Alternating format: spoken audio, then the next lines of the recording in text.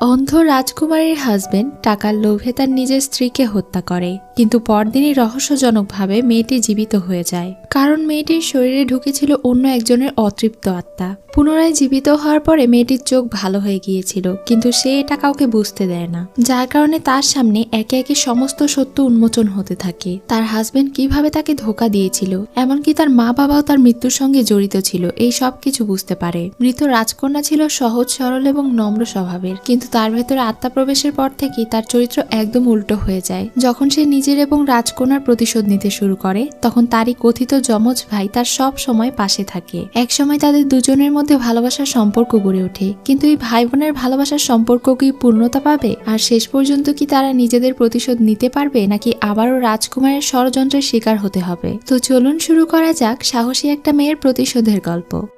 ড্রামার শুরুতেই লু ঝাও নামের একটা মেয়েকে দেখি। সে অনেক উঁচু থেকে লাফ দিয়ে আত্মহত্যা করছিল, আর তার বোন এবং স্বামীর দিকে তাকিয়ে মনে মনে বলছিল, তোমরা আমাকে অনেক কষ্ট দিয়েছো, আমি কিছুতেই তোমাদেরকে সফল হতে দেব না। মনে রেখো, মৃত্যুর পরেও একটা জীবন আছে, অবশ্যই তোমাদেরকে এই সব কিছুর জন্য প্রায়শ্চিত্ত করতে হবে। এটা বলেই মেয়েটি উঁচু থেকে পড়ে মারা যায়। এখন আমাদেরকে ফ্ল্যাশব্যাকে কয়েক মাস আগের ঘটনা দেখানো হয়। এটা হলো এই রাজ্যের তৃতীয় রাজকুমার প্রিন্স চু, আর এই মেয়েটির নাম হলো লিউ। তারা দুজনে একসঙ্গে রোমান্স করছিল। কিছুক্ষণ পরেই সেখানে একটা রাজকুমারী চলে আসে। তাকে দেখে তো তারা দুজনে অনেক ঘাবড়ে যায়। এই মেয়েটির নাম হলো লু ঝাও। সে প্রিন্স চু এর ওয়াইফ। সে চোখে দেখতে পায় না, কারণ সে অন্ধ, এজন্য সে তাদের কুকীর্তি দেখতে পায়নি। নিজের হাজবেন্ডের জন্য সে অনেক ভালোবেসে কিছু স্ন্যাক্স তৈরি করে নিয়ে এসেছে। যখন সে এটা ভালোবেসে রাজকুমারকে খাওয়াতে চায়, তখন লিউ হিংসে করে তার হাতে গলন্ত মোম ঢেলে দেয়। যেহেতু সে চোখে দেখতে পায় না, তাই সে মনে করে এটা কোনো দুর্ঘটনা। যাই হোক, এখানে সে তার হাজবেন্ডকে একটা গুড নিউজ দেয়। সে তার হাজবেন্ডকে জানায় যে সে প্রেগনেন্ট। এটা শুনে রাজকুমার যেমন অবাক হয়, পাশে থাকা মেয়েটি তো অনেক বেশি রেগে যাচ্ছিল। তারপরেও রাজকুমার অনেক খুশি হওয়ার ভান করে। সে তাকে রেস্ট নিতে বলে। এজন্য যখন সে তাকে ঘরে এগিয়ে দিতে চাইছিল, লু ঝাওয়ের মনে হচ্ছিল আশেপাশে কেউ আছে, কিন্তু তার হাজবেন্ড তাকে বলে এটা তার ভুল। এসব কিছু বলে বুঝিয়ে শুনিয়ে তাকে এগিয়ে দেয়। এদিকে একটা হ্যান্ডসাম এবং শক্তিশালী ছেলেকে দেখি। তার নাম হলো জিয়াও রেন। সে এই রাজ্যের অফিসিয়াল এবং গার্ডের কাজে আছে। এই লোকটা তাদের রাজ্য থেকে অস্ত্র পাচার করছিল, এজন্য সে ওই লোককে ধরে মেরে ফেলে, আর সেই সব অস্ত্র পুড়িয়ে ফেলে। এরপর সে জিয়াও জিনের সঙ্গে গিয়ে দেখা করে। এই মেয়েটি হলো সেক্ট মাস্টার এবং তার বোন। জিয়াও রেন তাকে খবর নিয়ে এসে দিলে সে এগুলো চেক করে দেখতে পায় প্রিন্স চু এর মহলে তাদের 3 জন লোককে পাঠানো হয়েছে। তাদের কেউ আর ফিরে আসেনি। আর প্রিন্স চু অনেক রকম ইলিগাল কাজের সঙ্গে জড়িত আছে। যেহেতু তাকে তারা বাইরে থেকে ধরতে পারছে না, প্রিন্স চু অনেক চালাক। এজন্য তারা সিদ্ধান্ত নেয় এরপরে তার ঘরের ভেতরের মানুষকে দিয়েই তারা কাজ শুরু করবে। এখানে জিয়াও রেনের প্রতি একটা কেয়ার আমরা দেখতে পাই। অন্যদিকে লু ঝাওয়ের হঠাৎ রাতে ঘুম ভেঙে যায়। সে পুরো ঘরে তার হাজবেন্ডকে খুঁজে বেড়ায়, কিন্তু তাকে কোথাও খুঁজে পায় না। আসলে তার সামনে লিউ চাকু হাতে দাঁড়িয়েছিল, কিন্তু সে এটা বুঝতে পারে না। যখন সে আবারও বিছানায় গিয়ে শুয়ে পড়ে, তখন লিউ এর এত হিংসে হয়, সে তাকে এবং তার পেটে থাকা বাচ্চাকে সহ্য করতে পারে না। সে তাকে মেরে ফেলতে চায়। তখনই সেখানে প্রিন্স চু এসে তাকে চড় মারে, আর দূরে নিয়ে গিয়ে তাকে বলে এখনো সময় হয়নি তাকে মেরে ফেলার। লু ঝাওয়ের 18 বছর বয়স পর্যন্ত তারা অপেক্ষা করছিল, কারণ তার 18 বছর বয়স পূর্ণ হলে প্রিন্স চু লু ঝাওয়ের সমস্ত সম্পত্তির মালিক হয়ে যাবে। সে আসলে তার ওয়াইফকে ভালোবাসে না, সে ভালোবাসে লিউকে। সে শুধুমাত্র সম্পত্তির লোভেই তার সঙ্গে আছে। কিন্তু লিউ আর এসব কিছু সহ্য করতে পারছিল না। সে তার সতীন চাইছিল না। সে প্রিন্সকে বলছিল তাকে বিয়ে করে নিতে। তখন প্রিন্স তাকে আর কয়েক মাস ধৈর্য ধারণ করতে বলে। এখনই এসব কিছু করলে তারা ধরা পড়ে যাবে, আর তাদের সমস্ত প্ল্যান নষ্ট হয়ে যাবে। একবার তারা সাকসেসফুল হতে পারলে লিউকে একদম রাজরানী করে রাখবে। এটা শুনে তো লিউ অনেক খুশি হয়ে যায়। একই সাথে তাকে খুশি করার জন্য লিউকে নিয়ে সে অন্য রুমে চলে যায়। লু ঝাওয়ের যখন ঘুম ভাঙে, তখন সে মনে করে পাশে তার হাজবেন্ড আছে, কিন্তু তাকে স্পর্শ করে অদ্ভুত লাগে। তখনই সেখানে প্রিন্স চু চলে আসে। সে তাকে সান্ত্বনা দিয়ে ভয় পেতে বারণ করে। কেন যেন লু এর মন অনেক বেশি কু ডাকছিল, কিন্তু প্রিন্স তাকে সান্ত্বনা দিয়ে বলে কোনো কিছু হবে না, আমি তোমার পাশে আছি, তুমি ঘুমিয়ে পড়ো। এদিকে জিয়াও রেন অস্ত্র পাচারকারীদেরকে ধরতে গিয়ে তাদের কবলে পড়ে। তখনই সেখানে তার বোন জিয়াও জিন আসে। সে ওই লোককে আঘাত করে তার ভাইকে বাঁচিয়ে নেয়। এরপরে সে ওই লোককে জেরা করে বলে তারা এসব অবৈধ অস্ত্র পাচার করে কার কাছে বিক্রি করে। প্রাণের ভয় লোকটা বলে দেয় যে সে এসব কিছু চু রাজ্যে বিক্রি করে, তবে কারা এসব নেয় তা সে জানে না। এসব কিছু জানার পরে সেক্ট মাস্টার জিয়াও জিন ঠিক করে সে গিয়ে চু রাজ্যের রাজকন্যার সঙ্গে কথা বলবে। আপনার কি বাজেট কম? চিন্তা নেই, ওর চয়েস আছে আপনার জন্য। চায়না থেকে আসা অরিজিনাল জুয়েলারি পকেট ফ্রেন্ডলি প্রাইসে। এছাড়াও রয়েছে স্টুডেন্ট বাজেটে কম্বো অফার, চাইলে প্রিমিয়াম অফারগুলোও নিতে পারবেন। আর প্রতিটি কম্বোতেই 6 থেকে 30টি পর্যন্ত জুয়েলারি আইটেম পেয়ে যাবেন। তাহলে আর চিন্তা কিসের? এই ঈদে আপনি চাইলে আপনার স্টুডেন্ট বাজেটেই স্টাইল এবং কোয়ালিটি মেনটেন করেই শপিং করতে পারবেন। Earring, bracelet, fake nail, chain, মালা সেট, পায়েল, কাকরাস, ক্রাঞ্চি থেকে শুরু করে সবগুলো জুয়েলারি আইটেম পেয়ে যাবেন খুবই রিজনেবল প্রাইসে। আর আমার সাবস্ক্রাইবারের জন্য সবগুলো প্রোডাক্টের উপরে 10% ডিসকাউন্ট অথবা গিফট তো থাকছেই। তাই দেরি না করে এখনই ভিজিট করো আমার ফেসবুক পেজ ওর চয়েস। পিন কমেন্টে আমি পেজের নাম মেনশন করে দিব।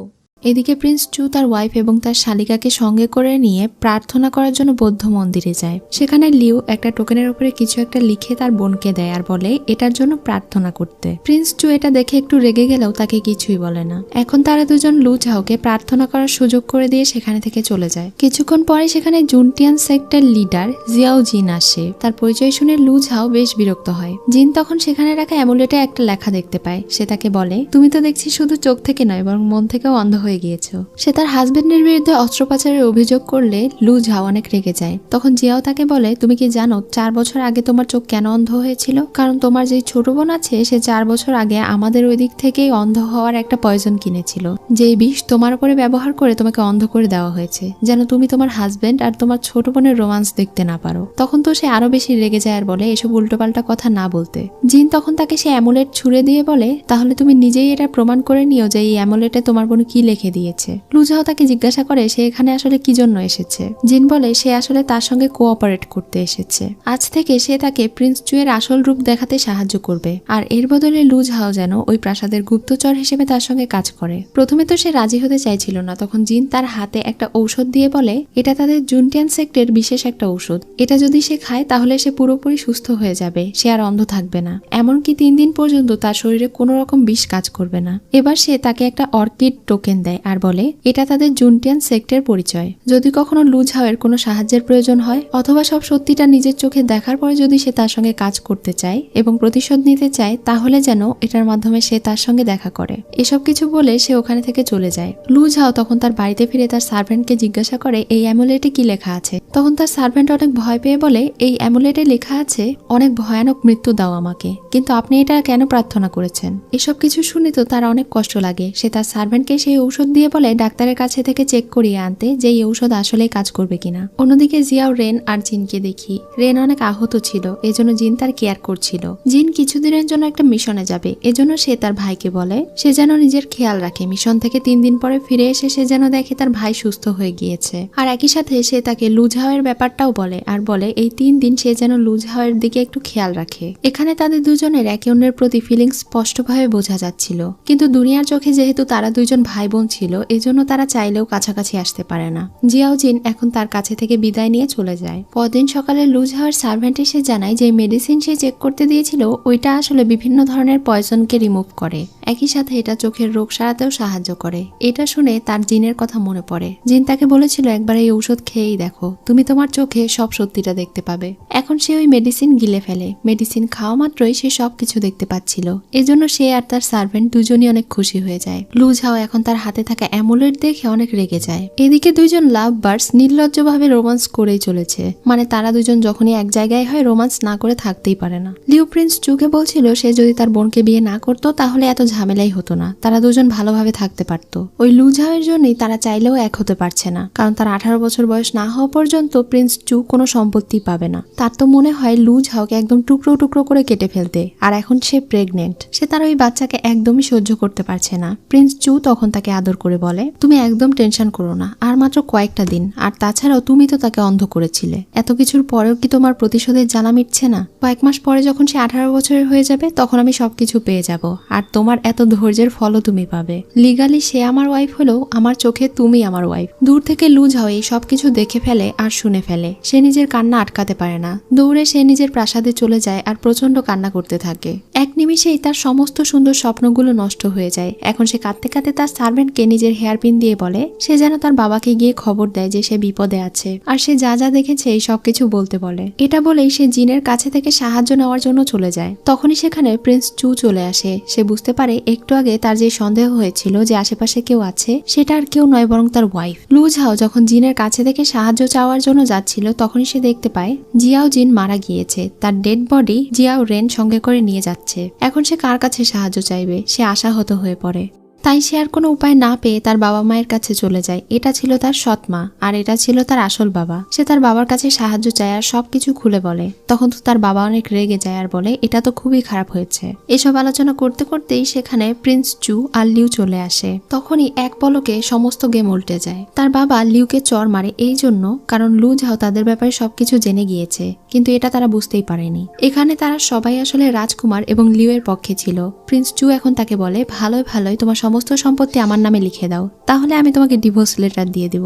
তুমি প্রাণে বেঁচে যাবে, নয়তো যত বেশি দেরি করবে তোমারই ক্ষতি হবে। তার সার্ভেন্ট তাকে বারবার বলছিল এই সম্পত্তি এই লোকটাকে দিও না, এটা তোমার দাদা তোমাকে দিয়েছিল। তখন রাজকুমার তার চোখের সামনে তার প্রিয় সার্ভেন্টকে মেরে ফেলে। তখন সে প্রচুর কান্না করতে থাকে, তার বাবার কাছে থেকে সাহায্য চায়, কিন্তু সে দেখতে পায় তারা চারজন একই দলে ছিল, কেউ তাকে সাহায্য করে না। এখন তার হাজবেন্ড এবং তার বোন মিলে তাকে প্রত্যেকদিন টর্চার করতে শুরু করে, যতক্ষণ না সে তার সমস্ত সম্পত্তি রাজকুমার চুয়ের নামে লিখে দেয়। এবার রাজকুমার চু তাকে ইমোশনাল ব্ল্যাকমেল করে বলে তোমার ভেতরে থাকা বাচ্চাটার কথা একবার ভাবো, তুমি সমস্ত সম্পত্তি আমাকে লিখে দিলে আমি তোমার বাচ্চার খেয়াল রাখবো, তার সমস্ত ভরণ পোষণ দেব, বাচ্চাটার কথা মাথায় রেখে অন্তত নিজের প্রাণ বাঁচাও। তখন সে রাজি হয়ে যায়, কিন্তু যখন সে দলিলে স্বাক্ষর করতে যায় তখন সে রাজকুমারকে আঘাত করার চেষ্টা করলে রাজকুমারও তাকে আঘাত করে। তখনই তার পেটে আঘাত লাগার কারণে সেখানেই তার মিসক্যারেজ হয়ে যায়। পরদিন সকালে তার ছোট বোন তাকে সাজিয়ে দিচ্ছিল আর চর মারছিল।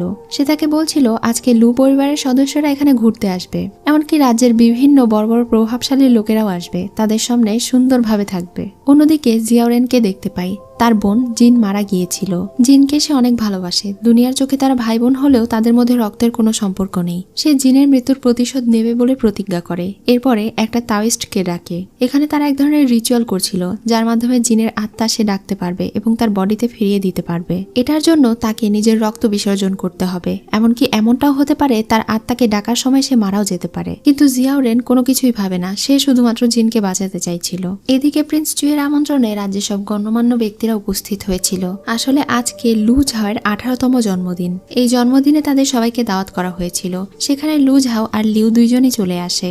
সবাইকে দেখে প্রিন্সেস সবার সামনে প্রিন্স চুয়ের ব্যাপারে বলতে শুরু করে। আজকের দিনে যেহেতু প্রিন্স চু তার সমস্ত সম্পত্তি লুট করে নিতে চায়, এজন্য সে তাদের সবার কাছে সাহায্য চায়। কিন্তু সে অনেক অবাক হয়ে যায় এটা দেখে যে তারা সবাই প্রিন্স চুয়ের দলেই ছিল, কেউ তাকে সাহায্য করে না, বরং তার উপরে হাসে। তখন প্রিন্স চু আর লিউ তার কাছে আসে। তারা তার বুকের ভেতরে চাকু ঢুকিয়ে দেয়, কারণ যেহেতু আজকে তার 18তম জন্মদিন, তাই এমনিতেই সে তার সম্পত্তির ভাগিদার হয়ে যাবে। লু ঝাও তখন তার উপরে হেসে বলে তুমি এটা জানো যে আমার 18তম জন্মদিনে সমস্ত সম্পত্তির মালিক তুমি হয়ে যাবে, কিন্তু তুমি এটা জানো না যে আমি যদি আমার 18তম জন্মদিনে মারা যাই তাহলে আমার সমস্ত সম্পত্তি রাজ্যের কোষাগারে চলে যাবে এবং এতিমদের কাছে দান হয়ে যাবে। এটা শুনে চু তাকে আর আঘাত করে না, কিন্তু লু ঝাও সেখানে থেকে দৌড়ে পালাতে থাকে। সে উঁচু বিল্ডিং থেকে লাফ দিয়ে আত্মহত্যা করে আর মারা যাওয়ার আগে তাকে অভিশাপ দিয়ে বলে তোমরা আমাকে যতটা কষ্ট এবং আঘাত দিয়েছো, আমি চাই তোমাদের মৃত্যু ঠিক ততটাই খারাপ ভাবে হোক। এটা বলেই সে উপরে থেকে পড়ে মারা যায় আর সেখানে উপস্থিত সবার প্ল্যান একদম নষ্ট হয়ে যায়। এদিকে জিয়াওরেন যখন জিনের আত্মাকে সফলভাবে ডেকে নিয়ে আসতে সক্ষম হয়, তখনই সেই আত্মা তার শরীরে না গিয়ে অন্যদিকে চলে যায়। এটা দেখে তো সে প্রচন্ড রেগে সেই তাওয়িস্টকে আঘাত করে বসে। তখন সেই তাওয়িস্ট বলে আসলে তার আত্মা এসেছে, কিন্তু সেক্ট মাস্টারের সঙ্গে নিশ্চয়ই কোনো আত্মা কানেক্টেড আছে, তার মতো হয়তো একই সিচুয়েশনে অন্য কেউ পড়েছে যে কারণে তার আত্মাকে ডেকেছে। তাই তার আত্মা সেক্ট মাস্টারের শরীরে না গিয়ে ওই ব্যক্তির শরীরে চলে গিয়েছে। আর এটা হওয়ার কারণে সেক্ট মাস্টার তার সমস্ত স্মৃতি ভুলে যাবে। তখন রেন ভীষণ রেগে তাকে আঘাত করে বলে তাকে আমি কোথায় খুঁজে পাবো, এক্ষুনি বল। তখন সেই লোকটা বলে যার শরীরে তার আত্মা প্রবেশ করেছে তার শরীরে রক্ত লাল রঙের অর্কিড ফুল দেখা যাবে, আর এই চিহ্ন সে তার কাঁধে খুঁজে পাবে। এভাবে যদি সে তাকে খোঁজে তাহলে অবশ্যই খুঁজে পাবে। এসব কিছু শোনার পরে জিয়াওরেনের মন খারাপ হয়ে যায়। অন্যদিকে আমরা লু ঝাওয়ের শরীরে দেখতে পাই তার শরীরে সেই অর্কিডের ফুলের চিহ্ন এঁকে যায়। এর মানে তার শরীরে এখন সেক্ট মাস্টার জিয়াওজিনের আত্মা প্রবেশ করে গিয়েছে। পরদিন সকালে জিয়াওরেনের একটা লোক এসে বলে আজকে এই শহরে একটা অদ্ভুত ঘটনা ঘটেছে। চু রাজ্যের প্রিন্সেস লু ঝাও অনেক উপরে থেকে পড়ে যাওয়ার পরেও সে মারা যায়নি, বেঁচে গিয়েছে। এটা শুনে শুনে জিয়াও রেনের গতকালকের কথা মনে পড়ে। সে ভাবতে থাকে তাহলে তার বোনের আত্মা হয়তো সেই মেয়ের শরীরেও প্রবেশ করতে পারে। এদিকে লিউ যখন জানতে পারে লু ঝাও এখনো মারা যায়নি, তখন তো সে অনেক বেশি অবাক হয়ে যায় যে এত আঘাত পাওয়ার পরেও সে কিভাবে মরল না। এখন আমরা জিয়াও জিনের আত্মাকে দেখতে পাই। যেহেতু সে লু ঝাওয়ের শরীরে প্রবেশ করেছিল, তাই লু ঝাওয়ের আত্মা বিলীন হওয়ার আগে তাকে বলে যায়, এখন থেকে তুমি আমার মতো করে বাঁচবে, আর তোমাকে মনে রাখতে হবে আমার সকল কষ্টের প্রতিশোধ তোমাকে নিতে হবে। জিয়াও জিনের কোনো কিছু মনে ছিল না, তাই সে বলে কিন্তু আমি কে? লু ঝাও শুধু তাকে বলে তুমি আসলে কে, তোমার পরিচয় তোমাকে আস্তে আস্তে খুঁজে বের করতে হবে। এসব কিছু বলেই সে বিলীন হয়ে যায়। তখনই তার জ্ঞান ফিরে আসে। সে দেখতে পায় লিউয়ের সার্ভেন্ট তাকে মারতে এসেছে, এজন্য সে উল্টো ওই মেয়েকেই মেরে দেয়। এটা দেখে তো লিউ অনেক বেশি ঘাবড়ে যায়। লিউয়ের চেহারা দেখা মাত্রই তার আগের সবকিছু মনে পড়ে যায়, মানে লু ঝাওয়ের স্মৃতি তার কাছে চলে আসে। সে এখন লিউয়ের গলায় চাকু ধরে বলে, তুমি কি জানো আমি কে? আমি হলাম মৃত্যু থেকে ঘুরে আসা ভূত। তোমাদেরকে শাস্তি দেওয়ার জন্য আমি ফিরে এসেছি। এখন থেকে প্রতি রাতে আমি তোমাকে ভয় দেখাবো। এটা শুনে সে চিৎকার করলে সেখানে রাজকুমার চলে আসে। সে এখন এমন ভান করে যেন তার কোনো কিছুই মনে নেই। তার শুধু এটাই মনে আছে যে রাজকুমার তার হাজবেন্ড। এটা শুনে তো রাজকুমার আবারও আশার আলো ফিরে পায়, সম্পত্তি ফিরে পাওয়ার। তাই সে লু ঝাওয়ের কথাতেই বিশ্বাস করে, লিউয়ের কথায় সে বিশ্বাস করে না। সে লিউকে নিয়ে ওখানে থেকে চলে যায়। বাইরে থেকে এই সব কিছু জিয়াও রেন দেখছিল। সবাই চলে যাওয়ার পরে জিয়াও রেন তার সঙ্গে এসে মারামারি করে। লু ঝাও তার সঙ্গে একদম জিনের মতো করেই ফাইট করছিল, যেই টেকনিকে জিন তার সঙ্গে ফাইট করত। সে আরো বেশি শিওর হওয়ার জন্য তার কাঁধের কাপড় সরিয়ে ফেলে, আর সেখানে অর্কিডের চিহ্ন দেখতে পায়। তখন সে একদম শিওর হয়ে যায় যে এই মেয়ের শরীরের ভেতরে জিনের আত্মা প্রবেশ করেছে। তবে লু তাকে চিনতে পারে না। সে তাকে জিজ্ঞাসা করে তুমি কে? রেন তার কাছে থাকা সেই টোকেন দেখে তাকে বলে, এই টোকেন তোমাকে আমার বোন দিয়েছিল। যেহেতু এই টোকেন তোমার কাছে আছে, তার মানে তোমার সমস্ত দেখভালের দায়িত্ব আমার। তোমার সব বিপদে আমি তোমার ধারালো অস্ত্র হব। তুমি চাইলে এখন আমার সঙ্গে যেতে পারো। কিন্তু সে তার সঙ্গে যেতে চায় না। সে প্রথমে তার প্রতিশোধ নেবে। এটা শুনে জিয়াও রেন বলে, তোমার শত্রু মানে আমারও শত্রু। এটা বলেই সে তাদের সিগনেচার স্টাইলে হাত মেলায়। লুও তার সঙ্গে হাত মেলায় আর অনেক অবাক হয়ে যায়, কারণ এটা তো হবার কথা ছিল না। তবুও তার আগের কোনো কিছুই মনে পড়ে না। যাই হোক, রেন এখানে তাকে বলে সে হলো জিনের ভাই, আর এখন থেকে সে তার বন্ধু এবং তার বডিগার্ড। এটা বলে সে ওখানে থেকে চলে যায়। লু এখন বুঝতে পারে তার দেহে যে চিহ্ন আছে, এই চিহ্নের অর্থ হলো তার শরীরের মধ্যে অন্য কারো আত্মা আছে। কিন্তু সে আসলে কে, কি তার পরিচয়, এটা জানার জন্য প্রথমে লুয়ের জীবনের এই প্রতিশোধ তাকে নিতে হবে। তার মৃত্যুর আগের আকাঙ্ক্ষা তার পূরণ করতে হবে। তারপরেই সে নিজের আসল পরিচয় জানতে পারবে। এজন্য সে ঠিক করে লু ঝাওয়ের প্রতিশোধ সে নিয়েই ছাড়বে। কি লু ঝাও রাতে ভূত সেজে তার ছোট বোনকে ভয় দেখায়। তখন সে ভয়ে দৌড়ে প্রিন্স চুয়ের কাছে যায় আর বলতে থাকে, লু ঝাওয়ের ভূত আমাকে ভয় দেখাচ্ছে। সে আসলে মরে গিয়েছে, আর মরার পরে সে ডাইনি হয়ে ফিরে এসেছে। প্রিন্স তখন তাকে সান্ত্বনা দিয়ে বলে, আমারও মনে হয় সে হয়তো অভিনয় করছে। তবে এখন আমাদের এই সুযোগ হাতছাড়া করা যাবে না। তার সম্পত্তি লাভের এই একটা সুযোগে এখন আমাদের হাতে আছে। লিউ তাকে বলে তার কাছে থেকে সাবধানে থাকতে, কারণ তার বোন তো এখন একদম অন্যরকম একটা মানুষ হয়ে গিয়েছে। এমনকি সে তো কুমফুও জানে। এই সবকিছু শুনে প্রিন্স একটু চিন্তিত হয় আর বলে সে তাকে টেস্ট করে দেখবে। পরদিন রাতে সে লু ঝাওকে নিয়ে তাদের শ্বশুরবাড়িতে ডিনার করতে যায়। লু ঝাও এখানে তার বাবা মাকে চিনতে পারছিল না। এটা দেখে তারা তার সঙ্গে তার বাবা মায়ের পরিচয় করিয়ে দেয়। এরপরে তার সামনে এমন একটা খাবার রাখা হয় যেটা আসলে লু ঝাও অনেক পছন্দ করত। এটা তাকে পরীক্ষা করার জন্য রাখা হয়েছিল, এটা দেখার জন্য যে লু ঝাও কি আসলে লু ঝাও নাকি অন্য কেউ। সে তখন ওই খাবারটা মুখে দেয় আর বলে, এটা তো খুবই টেস্টি, মনে হচ্ছে এই খাবারটা আমার খুবই পছন্দের। এটা বলে সে খেতে শুরু করে। তখন তো প্রিন্স চু অবাক হয়ে যায়, কারণ তাদের এই প্ল্যান ফেল হয়ে গেল। এরপরে তার প্ল্যান মতো সেখানে একটা কুমফু মাস্টার আসে, কিন্তু জিয়াও রেন সেখানে এসে ওই লোকটাকে মেরে সে ওই লোকের ছদ্মবেশ ধরে নেয়। এরপরে সে প্রিন্স চুয়ের উপরে অ্যাটাক করতে যায়। এটা দেখে তো লু ঝাও তার সামনে চলে আসে, যার ফলে তার বুকের ভেতরে চাকুটা ঢুকে যায়। সে তার হাজব্যান্ডকে প্রোটেক্ট করতে করতে ওখানেই জ্ঞান হারিয়ে ফেলে। এটা দেখে তো তার হাজব্যান্ড অনেক বেশি চিন্তিত হয়ে পড়ে, দ্রুত তাকে নিয়ে প্রাসাদে চলে যায়। যেটা দেখে লিউয়ের একদমই ভালো লাগে না। প্রাসাদে এসে প্রিন্স চু তার জন্য অনেক বেশি চিন্তিত ছিল। তখন লু ঝাও তাকে কান্না করতে করতে বলে, আমি শুনেছি আমার বিয়ের পরে নাকি আমার সমস্ত সম্পত্তি তোমার হয়ে যাওয়ার কথা। আমি তোমাকে অনেক ভালোবাসি। যদি আমি মারা যাই তাহলে হয়তো তুমি আমার সম্পত্তি পাবে না। এজন্য আমি এই চিঠিটা তোমাকে দিলাম। এটা তুমি জিয়ানম্যান রাজ্যের বড় ছেলেকে দিও, আর তাকে আমি চিঠিতে লিখেছি আমার সমস্ত সম্পত্তি এখানে ট্রান্সফার করে দিতে। এটা বলেই সে জ্ঞান হারায়। তখন রাজকুমার অনেক চিন্তিত হয়ে ডাক্তার নিয়ে আসে। ডাক্তার যখন তাকে চেক করতে যাবে তখন সে একদম ঠিক হয়ে যায়। আসলে এই সবকিছু লু ঝাও আর রেইনের পূর্ব পরিকল্পিত প্ল্যান ছিল। তার শরীরে কোনো আঘাতই লাগেনি। রেইন তাকে আঘাত করেছিল একদম জায়গা মতো, কারণ সে ওখানে রক্তের ব্যাগ রেখেছিল। মানে সে এখন একদম প্ল্যান মতো এগোচ্ছিল। লিউ তার মায়ের কাছে কান্নাকাটি করে বলছিল প্রিন্স দিন দিন ওই মেয়ের প্রতি আসক্ত হয়ে যাচ্ছে। যেহেতু তার মা অনেক বেশি চালাক ছিল, এজন্য উনি বুঝতে পেরেছিলেন লু ঝাও আসলে আসল লু ঝাও নয়। এজন্য তিনি এই ব্যাপারে ব্যবস্থা গ্রহণ করবে বলে নিজের মেয়েকে কথা দেয়। এজন্য পরদিন সকালে সে লু ঝাওয়ের সার্ভেন্টকে পানিতে ডুবিয়ে কষ্ট দিচ্ছিল আর টর্চার করে তার কাছে থেকে জানতে চাইছিল লু ঝাওয়ের আসল পরিচয়। তখন সেখানে লু ঝাও এলে সে লু ঝাওকে বলে, আমি জানি তুমি আসল লু ঝাও নও। সবার চোখ ফাঁকি দিতে পারলেও তুমি আমার চোখ ফাঁকি দিতে পারবে না, আর আমি এটা প্রমাণ করেই ছাড়বো। তখন তো লু ঝাও অনেক রেগে যায় আর তাকে বলে, তোমার এত বড় সাহস, তুমি আমার সঙ্গে লাগতে এসেছো? এটা বলে সে ওখানে থাকা সবগুলো সার্ভেন্টকে মেরে শিক্ষা দেয়। আর এরপরে সে তার সৎমা অর্থাৎ লিউ এর মাকে পানিতে ডুবিয়ে সেখানেই মেরে ফেলে। কিন্তু এই কাজ করার পরে তারা বুঝতে পারছিল না যে প্রমাণ কিভাবে লোপাট করবে। তখন সেখানে জিয়াও রেন এসে বলে, এই বিষয়টা আমার উপরে ছেড়ে দাও। সেদিন বিকেলে লিউ যখন রাজকুমারকে নিয়ে ঘুরে বেড়াচ্ছিল, তখনই পুকুরের পাশে সে তার মায়ের মরদেহ পড়ে থাকতে দেখে। তার মায়ের মৃত্যুতে সে অনেক কান্না করে। সেখানে প্রিন্স আর লু ঝাও এলে সে বুঝতে পেরেছিল লু ঝাও হয়তো তার বোনকে মেরেছে। সে তার উপরে অনেক বেশি রেগে যায়, কিন্তু প্রিন্স তাকে প্রোটেক্ট করে। এরপরে লিউ তাকে সবকিছু খুলে বললে প্রিন্স এবার তাকে সন্দেহ করতে শুরু করে। তখনই সেখানে জিয়াও র্যান চলে আসে। সে নিজেই মার্ডারের ইনভেস্টিগেশন করতে চায়। তখন প্রিন্স বলে, এটা আমাদের নিজস্ব ব্যাপার, এর মধ্যে তোমাকে ইনভলভ হতে হবে না। কিন্তু সে তাদের কোনো কথাই শোনে না, তার পুরো প্রাসাদ খুঁজে দেখতে বলে। তখনই একজন লোক এসে রাজকুমারকে জানায় সে হলো জুনটিয়ান মেন ক্ল্যানের প্রধান সেনাবাহিনী। এটা শুনে সে একটু ভয় পায়, কারণ তার সাথে বেশি চালাকি করলে তারই ক্ষতি হবে। তাই সে আর কোনো উপায় না পেয়ে জিয়াও র্যানের সাথে কোঅপারেট করে। তখন জিয়াও সেখানে থেকে চলে যায়। লিও এখন বারবার কাকতি মিনতি করে প্রিন্স চুয়ের কাছে এই সব কিছুর বিচার চায়। কিন্তু প্রিন্স চু তাকে আঘাত করে বলে, তুমি আর তোমার মা মিলে যেই বোকামি করেছো সেটার ফল দুইজন মিলে একসঙ্গে ভোগো, আর তুমি যা ইচ্ছে করো, আমার দেখার নেই। এটা বলে সে ওখানে থেকে চলে যায়। জিয়াও র্যান মার্ডার কেস ইনভেস্টিগেশনের নাম করে লু ঝাওকে তার সঙ্গে নিয়ে গিয়েছিল। রাতে সে তাকে তার ফেভারিট খাবার নিয়ে এসে দেয়। যেহেতু তার মধ্যে জিনের আত্মা ছিল, এজন্য এই খাবার খেয়ে তার খুবই ভালো লাগে। এটা আসলেই তার ফেভারিট খাবার হয়ে যায়। এখানে কথা বলতে বলতে জিয়াও তার কাছাকাছি আসার চেষ্টা করে। তখন তারও জিয়াও এর প্রতি কিছুটা ফিলিংস অনুভব হয়। সে এখন জিয়াওকে জিজ্ঞাসা করে, তোমার বোন জিন কেমন ধরনের মানুষ ছিল?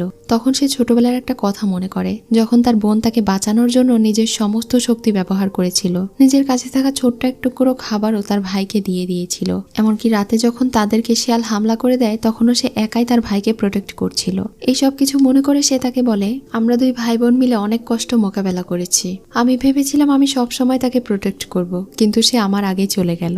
এসব কিছু বলে সে ওখানে থেকে মন খারাপ করে উঠে চলে যায়। তারপরে সে আর তার বন্ধু মিলে দরজায় দাঁড়িয়েছিল, তার সার্ভেন্টকে ভেতরে পাঠায়। মেয়েটি লু ঝাওয়ের কাছে গিয়ে কথায় কথায় তাকে জিজ্ঞাসা করে সে কি জিয়াও র্যানকে পছন্দ করে কিনা আর তার সঙ্গে সারা জীবন থাকতে চায় কিনা।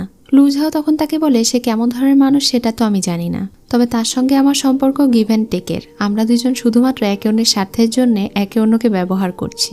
এটা শুনে বাইরে থাকা জিয়াও র্যানের মন খারাপ হয়ে গেলে তার বন্ধু তাকে বলে, চিন্তা করো না বন্ধু, সে তোমাকে ব্যবহার করছে তো কি হয়েছে, আমি আছি না, আমি তোমাকে অনেক ভালোবাসি। এটা শুনে সে ওখানে থেকে চলে যায়। পরদিন সকালে লু ঝাওয়ের বাবা তাকে ডেকে পাঠায় জন্য সে তার বাবার সঙ্গে দেখা করতে যায়। তার বাবা তাকে বলে আজকে তার আন্টির মৃত্যুর 3য় দিন। যদিও সে তার আসল মা নয়, কিন্তু লিউ হঠাৎ করে অসুস্থ হয়েছে জন্য সে তার মায়ের শেষকৃত্যে যেতে পারছে না। তাই আমি চাই লিউ এর বদলে তুমি তোমার আন্টিকে একটু সম্মান জানিয়ে আসো। সে তার বাবার কথা মতো পাহাড়ের চূড়ায় চলে যায়। তার আন্টির কথা মনে করে অভিনয় করে অনেক কান্না করে। এরপরে তাকে সম্মান জানায় আর আনুষ্ঠানিকতা সম্পন্ন করে। এই আনুষ্ঠানিকতার অংশ হিসেবে তাকে একটা কেক খেতে হয়, আর এই কেকে তার বাবা কিছু একটা মিশিয়েছিল। যখন তারা ফিরে যাচ্ছিল তখনই কেউ একজন তাদের উপরে অ্যাটাক করে দেয়। তার বাবা সেখানে অজ্ঞান হওয়ার ভান করে, কারণ এই সবকিছু তার বাবার প্ল্যান ছিল। লু ঝাও নিজেও এই প্ল্যান বুঝতে পেরেছিল, এই জন্য সেও অভিনয় করে সেখানে থেকে বাঁচাও বাঁচাও বলে পালাতে থাকে। তার বাবা এখন একটা লোককে পাঠায় এটা দেখার জন্য যে তার মেয়ে ওই পাহাড় থেকে লাফ দিয়ে মারা গিয়েছে কিনা, তাহলে এটা যেন গিয়ে রাজাকে জানানো হয়। এদিকে লু ঝাও পালাতে পালাতে পাহাড়ের চূড়ায় উঠে যায়। তার শরীর হঠাৎ করে খারাপ করে। লোকগুলো তার কাছে আসলে তখনই সেখানে জিয়াও রেন চলে আসে আর তাদের সবার সঙ্গে ফাইট করে তাদেরকে হারিয়ে দেয়। তবে তারা সংখ্যায় ছিল অনেকজন, এজন্য আরো অনেক লোকেরা ছিল যারা তাকে মারতে চাইছিল, কিন্তু পেছনে ফিরে যাওয়ার আর কোনো পথ তাদের ছিল না।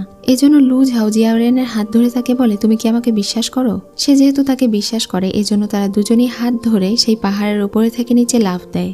বিষয়টা যখন প্রিন্স চুকে জানানো হয় তখন তো সে ভীষণ রেগে যায়। সে লিওর বাবাকে বলে, যদি লু ঝাও মারা যায় তাহলে আমি তোমাকে জেলের ভাত খাওয়াবো, যেভাবেই হোক পাহাড়ের নিচে গিয়ে খুঁজে তাকে বের করো। এদিকে লু ঝাওকে দেখি সন্ধ্যা হয়ে গিয়েছিল। তারা দুইজনই বেঁচে ছিল, কিন্তু হঠাৎ করেই লু ঝাওয়ের শরীর অনেক খারাপ করতে শুরু করে। সে নিজেকে কন্ট্রোল করতে পারছিল না। তাই সে কোনো কিছু না ভেবেই জিয়াওরেনকে জড়িয়ে ধরতে শুরু করে, তাকে কিস করতে শুরু করে। জিয়াওরেন তার পালস চেক করে বুঝে যায় যে তাকে পয়জন দেওয়া হয়েছে। এজন্য সে তাকে বিষয়টা বুঝিয়ে বলে যে এই বিষ অপসারণের জন্য তাদের দুজনকে একসঙ্গে থাকতে হবে, কিন্তু এটা যদি তারা করে তাহলে তাদের দুজনের শরীরেই লাল রঙের একটা চেইনের মার্ক হয়ে যাবে, যেটা থেকে মুক্তি লাভ করা এতটা সহজ হবে না, আর তারা দুজন হয়তো ফেঁসে যাবে। তাই লু ঝাও যেন এই কাজ করার আগে আরো একবার ভেবে দেখে। তখন সে বলে আর কোনো উপায় নেই? জিয়াওরেন বলে আরো একটা উপায় আছে, গাছামা ঔষধের মাধ্যমে তোমার এই বিষ অপসারণ করা যাবে, তবে ওইটা খুবই কষ্টসাধ্য। লু ঝাও এটাতে রাজি হয়ে যায়। তখন সে লু ঝাওকে একটা গুহার পাশে বসিয়ে গাছামা ঔষধ তৈরি করে তাকে খাইয়ে দেয়, কিন্তু এটা খাওয়ার সঙ্গে সঙ্গে তার মাথার মধ্যে কেমন যেন হতে শুরু করে। সে বারবার নিজে থেকেই তার মাথায় আঘাত দিচ্ছিল। জিয়াওরেন তাকে প্রোটেক্ট করার চেষ্টা করে। তখন সে জিয়াওরেনের বুকে অনেক ঘুষি মারে। জিয়াওরেনের মুখ থেকে রক্ত বের হয়ে যায়। এভাবেই লু ঝাও অনেক কষ্টের পরে তার মুখ থেকে রক্ত বেরিয়ে যায়, মানে এটার সাথে বিষও বেরিয়ে যায়। তাকে এত কষ্ট পেতে দেখে জিয়াওয়েরও ভীষণ কষ্ট হয়। বাইরে ঠান্ডা ছিল জন্য সে নিজের কোট তাকে পরিয়ে দেয়। লু ঝাওয়ের যখন জ্ঞান ফিরে আসে তখন সে জিয়াওরেনের বুকে সেই আঘাত দেখতে পায়। তার অনেক খারাপ লাগে। সে তাকে জিজ্ঞাসা করে তোমার এমনটা করার কি দরকার ছিল? সেই সময় তুমি আমার কাছে থেকে সরে যেতে পারতে। কিন্তু জিয়াও তাকে বলে আমি কিভাবে তোমাকে এতটা কষ্ট পেতে দিতে পারি বলো? তার এই কথা শুনে সে অনেক ইমোশনাল হয়ে যায়। এরপরে জিয়াও তার সঙ্গে একটু মজাও করে। এখন তারা দুজন মিলে বাইরে বসে আগুনে খাবার পুড়িয়ে খাচ্ছিল আর অনেক গল্প করছিল। এখন তাদের দুজনের মধ্যে অনেক ভালো একটা বন্ধুত্বের সম্পর্ক গড়ে ওঠে। পরদিন সকালে প্রিন্স চু, তার লোকজন আর তার শ্বশুর মিলে পাহাড়ের নিচে যায় লু ঝাওকে খোঁজার জন্য। তারা সেখানে তাকে খুঁজে পায়। তাকে জীবিত দেখে তো তার বাবা অনেক অবাক হয়ে যায়। তিনি শুধু মনে মনে ভাবছিলেন সে একা এখানে কিভাবে এলো। একাই সে 2 দিন সার্ভাইভ করে নিয়েছে। তখনই তার মনে পড়ে সে তো তার মেয়েকে পয়জন দিয়েছিল, তার তো বেঁচে থাকা সম্ভবই না। এজন্য সে তার হাতে চেক করে দেখে ওই লাল দাগটা আছে কিনা। কিন্তু যেহেতু সেই লাল দাগ নেই, তখন তো তিনি বলেন এটা তো অসম্ভব, তুমি কিভাবে বেঁচে গেলে? তখন সে কান্নাকাটি করলে রাজকুমার তাকে থামিয়ে দিয়ে নিজের সঙ্গে করে নিয়ে চলে যায়। বাড়িতে ফিরেও তার বাবা শুধু তাকে দেখে ভাবছিল এই বিষক্রিয়া সে কিভাবে কাটাতে পারলো। কারোর সঙ্গে না থেকে তো এই বিষক্রিয়া কাটানো এত সহজ নয়। রাজকুমার চুকে একটা কাজের জন্য ডাকা হলে সে বাইরে চলে যায়। তখন তার বাবা তার কাছে গিয়ে তাকে জিজ্ঞাসা করে পাহাড় থেকে পড়ে যাওয়ার পরে সে কিভাবে বেঁচে গিয়েছে, তাকে কি কেউ সাহায্য করেছে? তখন সে বলে হ্যাঁ, পাহাড় থেকে পড়ে যাওয়ার পরে আমি একটা জায়গায় গিয়েছিলাম, সেটা হচ্ছে নরকে যাওয়ার রাস্তা। সেখানে একবার কেউ গেলে আর ফিরে আসতে পারে না। সেখানে আমার সঙ্গে আন্টিরও দেখা হয়েছিল।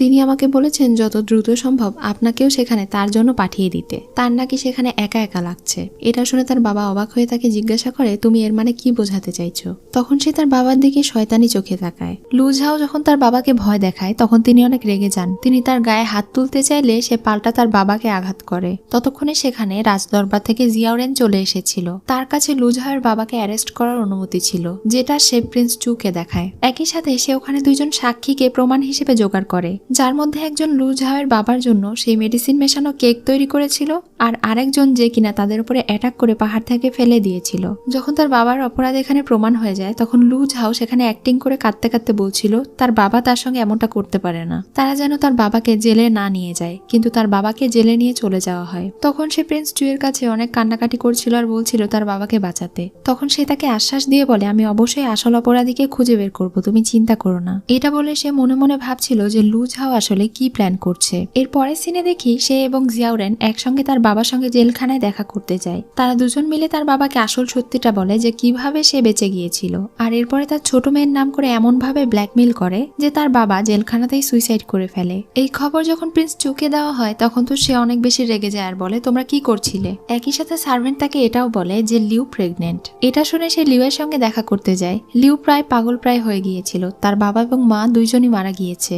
এই সব কিছুর জন্য সে প্রিন্সের কাছে জবাব চাইছিল। তখন প্রিন্স তাকে শান্ত হতে বলে আর বলে যে সে প্রেগনেন্ট। এটা শুনে সে তাকে জড়িয়ে ধরে কান্না করতে শুরু করে। প্রিন্স চু তাকে বলে লু ঝাওকে বেইজিং রাজ্যে পাঠানো হচ্ছে, যেদিন সে ওই রাজ্য থেকে ফিরে আসবে সম্পত্তি নিয়ে সেই দিনই তাকে মেরে ফেলবো, তুমি চিন্তা করো না। এদিকে জিয়াওরেন আর লু ঝাও একসঙ্গে প্ল্যান করছিল কিভাবে তারা বেইজিং রাজ্যে গিয়ে প্রিন্স চুয়ের চোখ ধোকা দেবে আর উল্টো তাকেই ফাঁসিয়ে দেবে। তারা দুজন এখন একে অন্যের পাশে থাকার সিদ্ধান্ত নেয়। পরদিন সকালে প্রিন্স চু নিজে তার ওয়াইফকে এগিয়ে দেয়। লু ঝাও চলে যাওয়ার পরে সে তার একজন লোককে বলে তাদের উপরে নজর রাখার জন্য আর তাকে সবসময় খবর দিতে। লু ঝাও যখন বেইজিং রাজ্যের উদ্দেশ্যে রওনা দিয়েছিল তখনই সেখানে জিয়াওরেন চলে আসে। সে প্রথমে তার ওই গাড়িওয়ালাকে মেরে ফেলে আর এরপরে সে নিজেই তার গাড়িওয়ালা সেজে তাকে নিয়ে বেইজিং রাজ্যে যেতে থাকে। সেখানে পৌঁছানোর পরেই সেখানকার সেনাপতির সঙ্গে তাদের ফাইট হয়ে যায়। তার কিছুক্ষণ পরেই সেখানে রাজকুমার পিলান চলে আসে। লু ঝাওকে দেখে সে চিনতে পারে লু ঝাও হলো তার চাচাতো বোন। সে তাকে জিজ্ঞাসা করে তুমি এখানে কেন এসেছো? তখন লু ঝাও তাকে বলে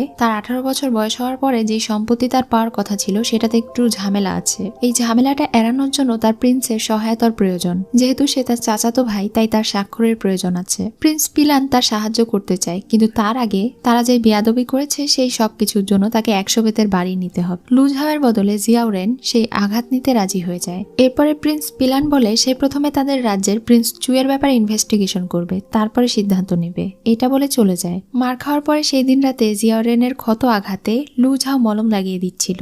এই সময় তারা দুজন একে অন্যের অনেক কাছাকাছি চলে আসে। জিয়াওরেন তাকে কিস করে, কিন্তু সে কিছুই বলে না। এটা দেখে সে বুঝতে পেরে যায় যে লুঝাও তাকে পছন্দ করে।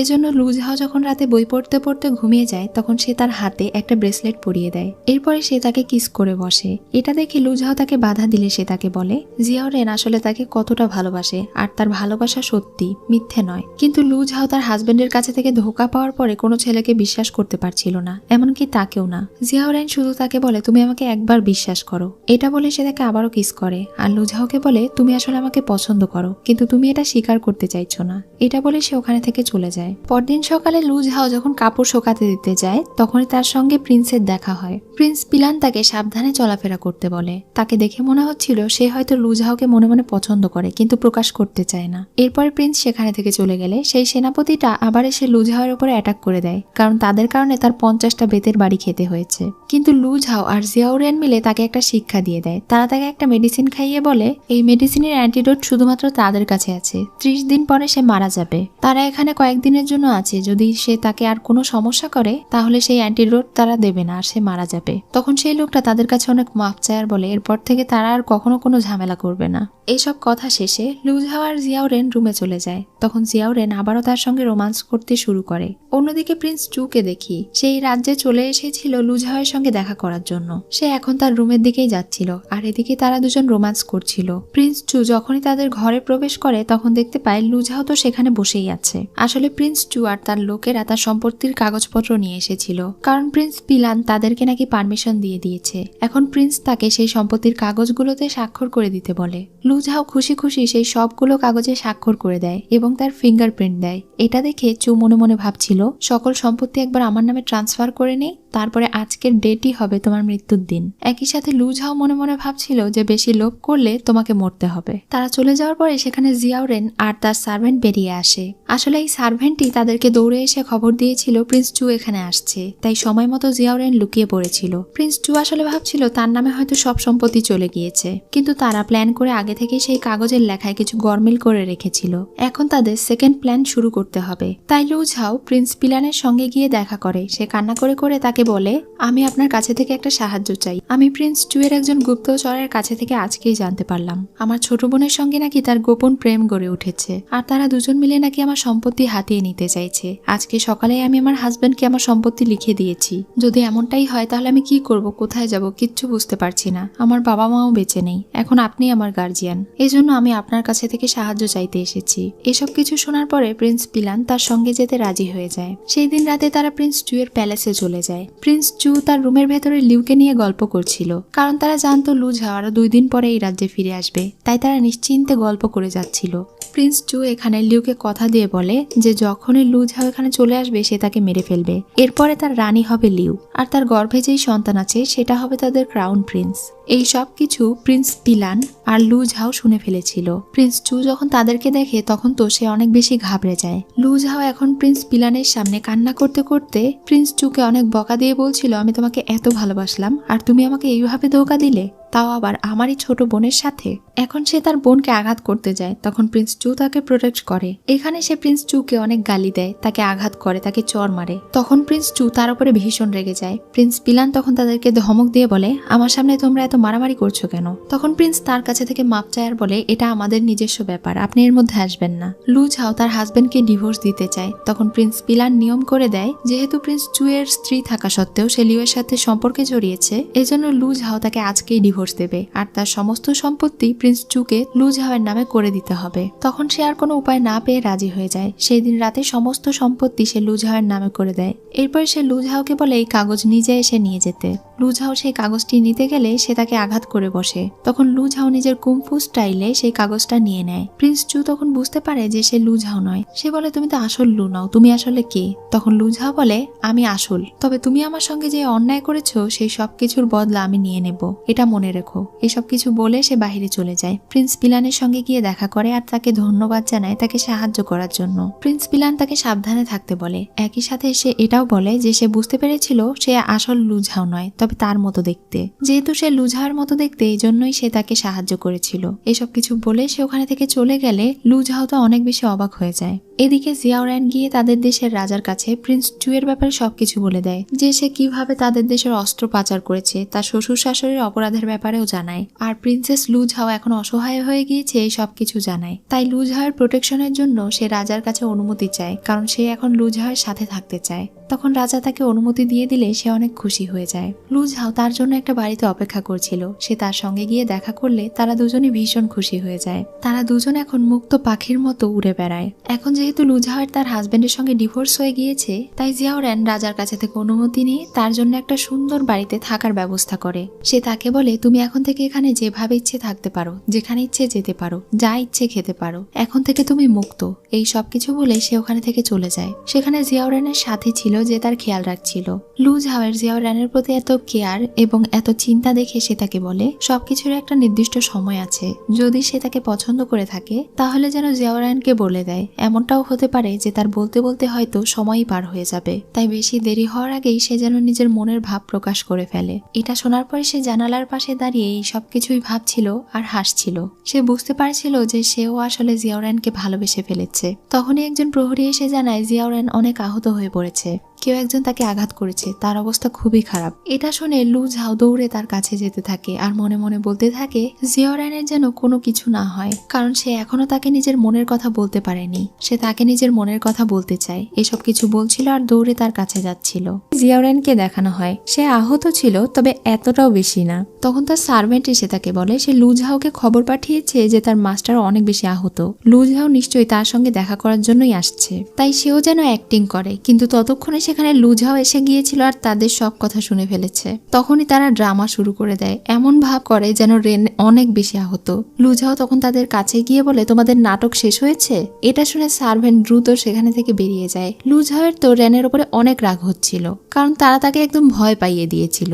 সে এবার মন খারাপ করে ওখানে বসে পড়ে আর রেনকে বলে জানো আমি তোমার কথা ভেবে কতটা ভয় পেয়েছিলাম। আমি মনে করেছিলাম তোমাকে হয়তো আমি আমার মনের কথা আর বলতেই পারবো না যে আমি তোমাকে ভালোবাসি। এটা শুনে রেন অবাক হয়ে তাকে জিজ্ঞাসা করে তুমি কি বললে? লু ঝাও তাকে আবারও তার মনের ফিলিংস এর কথা বলে। এটা শুনে তো রেন অনেক বেশি ইমোশনাল হয়ে যায়, তার চোখে পানি চলে আসে। সে বলে এই কথাটা আমার আসলে আগে বলা উচিত ছিল। আমি এতদিন থেকে প্ল্যানিং করছিলাম তোমাকে বলার জন্য, কিন্তু আমি বলতেই পারছিলাম না। লু ঝাও তাকে এত বেশি ইমোশনাল হতে দেখে বিষয়টা বুঝতে পারে। সে তাকে সান্ত্বনা দিয়ে বলে ইটস ওকে। রেন এবার তাকে বিয়ের প্রপোজাল দিয়ে বলে তুমি কি আমাকে বিয়ে করবে? লু ঝাও রাজি হয়ে যায়। তখন সে তাকে কিস করে। এদিকে তারা দুইজন মনে করছিল তাদের মাস্টারের হয়তো 12টা বেজে গিয়েছে। তাকে বাঁচানোর জন্য যখন তারা ভেতরে যায় তাদেরকে এই অবস্থায় দেখতে পায়। জিয়াওরান তো অনেক রেগে যায়। আসলে এই দুইজনও বারবার এরকম টাইমেই ভেতরে ঢুকে যায় আর তারা দুজনও এই বিষয়টির জন্য অনেক লজ্জা পায়। এদিকে প্রিন্স চুকে তার লোক এসে খবর দেয় এতদিন তাদের প্রাসাদে যেই সব ঘটনা ঘটেছিল, এমনকি পিলান রাজকুমারের প্রাসাদে যাওয়া পর্যন্ত এই সব কিছুতেই লু ঝাওকে জিয়াওরান সাহায্য করেছে। এই সব কিছুর পেছনে সেই ছিল। এটা শুনে তো প্রিন্স চু রেগে যায় আর বলতে থাকে এবার তাকে দেখে নিব আমি। এদিকে তারা দুইজন মার্কেটে ঘুরে বেড়াচ্ছিল। জিয়াওরান এখানে তার পছন্দের জিনিসগুলো কিনে দেয়। তারা দুজনেই একে অন্যকে হেয়ারপিন গিফট করে। জিয়াওরান তাকে দেওয়ার জন্য কিছু একটা ভুলে গিয়েছিল, এজন্য সে তাকে ওখানে ওয়েট করতে বলে চলে যায়। লু ঝাও তখন খেয়াল করে তার হাতে যে ব্রেসলেট জিয়াওরান গিফট করেছিল সেটা নেই। তাই তারা যে পথে এসেছিল সেই পথে সে তার ব্রেসলেট খোঁজার জন্য চলে যায়। ওখানে সে তার ব্রেসলেট খুঁজে পায় আর পাশেই একটা মেয়েকে অনেক বেশি আহত অবস্থায় দেখে। তখনই মেয়েটি ওখানে জ্ঞান হারিয়ে পড়ে যায়। সে চেক করে বুঝতে পারে মেয়েটি বিষ পান করেছে। এজন্য সে ওই মেয়ের ভেতরে থেকে বিষ বের করে দেয় আর তাকে বাঁচিয়ে নেয়। তখন সেই মেয়েটি বলে সে এত কষ্টে বাঁচতে চায় না, সে মরে যেতে চায়। লু ঝাও তাকে এর কারণ জিজ্ঞাসা করলে সে তাকে সবকিছু খুলে বলে। আসলে মেয়েটির হাজবেন্ড তাকে অনেক বেশি নির্যাতন করে, এমনকি তাকে বিক্রিও করে দিতে চায়। এই সবকিছু শুনে সে ওই মেয়ের সঙ্গে তার হাজবেন্ডের কাছে যায়। তার হাজবেন্ড হাজবেন্ডকে অনেক মারধর করে। এরপরে লু ঝাও তাকে বলে যে এই মানুষটা তোমাকে এত কষ্ট দিয়েছে তাকে বাঁচিয়ে রাখার কোনো দরকার নেই, নিজের প্রতিশোধ নিয়ে নাও। তখন সেই মেয়েটি নিজ হাতে লোকটাকে মেরে ফেলে আর এরপরে সে অনেক কান্না করে। সে ভাবতে থাকে এখন হয়তো সে মুক্ত হয়ে গিয়েছে, কিন্তু তখনই বাহিরে অনেক লোকজন চলে আসে। এই লোকেরা তাকে নিয়ে যেতে এসেছিল, কারণ এই লোকের কাছেই তার হাজবেন্ড তাকে বিক্রি করে দিয়েছে। তখন লু ঝাও আর জিয়াও রেনও যেহেতু চলে এসেছিল, তারা দুজন মিলে এই লোকগুলোকে মারে। এরপরে মেয়েটির কাছে থেকে জানতে পারে তার হাজবেন্ড এর আগেও একবার তাকে বিক্রি করে দিয়েছিল। সেখানে তাকে অনেক বেশি অত্যাচার এবং নির্যাতন করা হয়েছিল। তবে সেই জায়গা সে চেনে না, কারণ তাদের চোখ বেঁধে নিয়ে যাওয়া হতো। সেখানে থেকে অনেক কষ্টে সে ফিরে এসেছে, কিন্তু তারপরেও তার হাজবেন্ড আবারও তাকে বিক্রি করে দিতে চেয়েছিল। আর সেই জায়গা সম্পর্কে তার খুবই অল্প জ্ঞান ছিল, যেটা বলা মাত্রই রেন বুঝে ফেলে এটা কোন জায়গা। এবার তারা তিনজন মিলে তাদের সবাইকে ধরার প্ল্যান করে আর ওখানে আটকে থাকা সমস্ত মেয়েকে তারা উদ্ধার করবে বলে ঠিক করে। সেদিন রাতের গভীরে সব মেয়েদেরকে যখন চোখ বেঁধে পাচার করা হচ্ছিল, তখন সেখানে তাদের প্ল্যান মতো রেনের সার্ভেন্ট চলে আসে। সে মাতাল হওয়ার ভান করে লোকগুলোকে বিভ্রান্ত করে, আর এই ফাঁকে তারা দুজন পেছনে থেকে এসে অ্যাড হয়ে যায়। এরপরে তাদের সবাইকে সেই গুপ্ত জায়গায় নিয়ে যাওয়া হয়। এখন লু ঝাওকে একটা লোক ভয় দেখিয়ে বলে সে যেন চুপচাপ সার্ভ করে, একজনকে তার রুমে পাঠানো হবে। যদি সে উল্টোপাল্টা কিছু করে তাহলে এই চাবুকের আঘাত মাটিতে পড়বে না, সবগুলো তার শরীরে পড়বে। এইসব বলে সে ওখানে থেকে চলে যায়। লু ঝাও যখন সেখানে থেকে চলে যাবে তখনই একটা লোক চোখ বেঁধে ভেতরে প্রবেশ করে। রেন সেখানে ছিল, লোকটার চোখ বাঁধা ছিল জন্য সে তাকে দেখতে পায় না। লু ঝাও জিয়াও রেনকে মেয়ের সাজে দেখে তো অনেক বেশি হেসে ফেলে। সে অনেক কষ্টে নিজের হাসি আটকে রেখেছিল। সে লু ঝাওয়ের পরিবর্তে ওই লোকের কাছে গেলে লোকটা তাকে দেখে বলে তাকে দেখতে নাকি খুবই সুস্বাদু আর সুন্দরী। এইসব কিছু শুনে তো লু ঝাও অনেক হাসছিল। এরপরে সে নিচে চলে যায় আর চারিদিকে খেয়াল করতে শুরু করে। সেখানে অনেক মেয়েদেরকে নিয়ে আসা হয়েছিল আর প্রভাবশালী লোকেরা তাদেরকে ব্যবহার করছিল। এরপরে সে বুঝতে পারে ওপরে কোনো অফিসিয়াল থাকবে, এজন্য সে ওয়াইন নিয়ে সেই অফিসিয়ালের সঙ্গে দেখা করতে যায়। মহিলাটি বুঝে ফেলে যে সে তাদের লোক নয়। এটা বুঝে ফেলা মাত্রই লু ঝাও তাকে আঘাত করে আর তাকে বলতে শুরু করে তাদের এখানকার মাস্টার কোথায়। আর যেহেতু সে ওই অসহায় মেয়ের কাছে থেকে শুনেছিল এখানে গান পাউডার আছে, এজন্য সে তাদেরকে জিজ্ঞাসা করে বারুদ কোথায় লুকিয়ে রাখা আছে। তখন মেয়েটি তাকে সেই সিক্রেট দরজার ব্যাপারে বলে, কিন্তু এই দরজা কিভাবে খুলে তা সে জানে, কারণ সেই দরজা একমাত্র তাদের মাস্টার খুলতে পারত আর তারা তাদের মাস্টারের চেহারাও দেখেনি। এসব কিছু শুনে সে ওই মেয়েকে অজ্ঞান করে দেয় আর ওই ড্রয়ার থেকে যা কাগজপত্র এবং ম্যাপ ছিল সবকিছু নিয়ে আবারও চলে যায়। রেনের রুমে ফিরে গিয়ে সে দেখতে পায় ওই লোকটাকে সে আঘাত করছে আর ওই লোকটা তাকে বলছে তাকে আরো বেশি আঘাত করতে, মানে এই আঘাতের কারণে ওই লোকটা আরো বেশি ফিল পাচ্ছিল। এসব কিছু দেখে তার আবারও হাসি পায়। তখন রেন তাকে মেরে অজ্ঞান করে দেয়। এরপর লু ঝাও তাকে দেখায় যে সে কি খুঁজে পেয়েছে। এইসব ম্যাপ অনুযায়ী এখন তারা কাজ শুরু করে দেয়। জিয়াও রেন সেই গুপ্ত দরজা খুঁজতে যায় আর লু ঝাও মেয়েগুলোকে উদ্ধার করতে যায়। ওখানে থাকা সব লোকদেরকে মেরে যখন সে মেয়েদেরকে উদ্ধার করবে তখনই সে দেখতে পায় এখানে তো তার ছোট বোন লিউও আছে। তাকে দেখে তো সে অনেক অবাক হয়ে বলে তুমি এখানে কি করছো।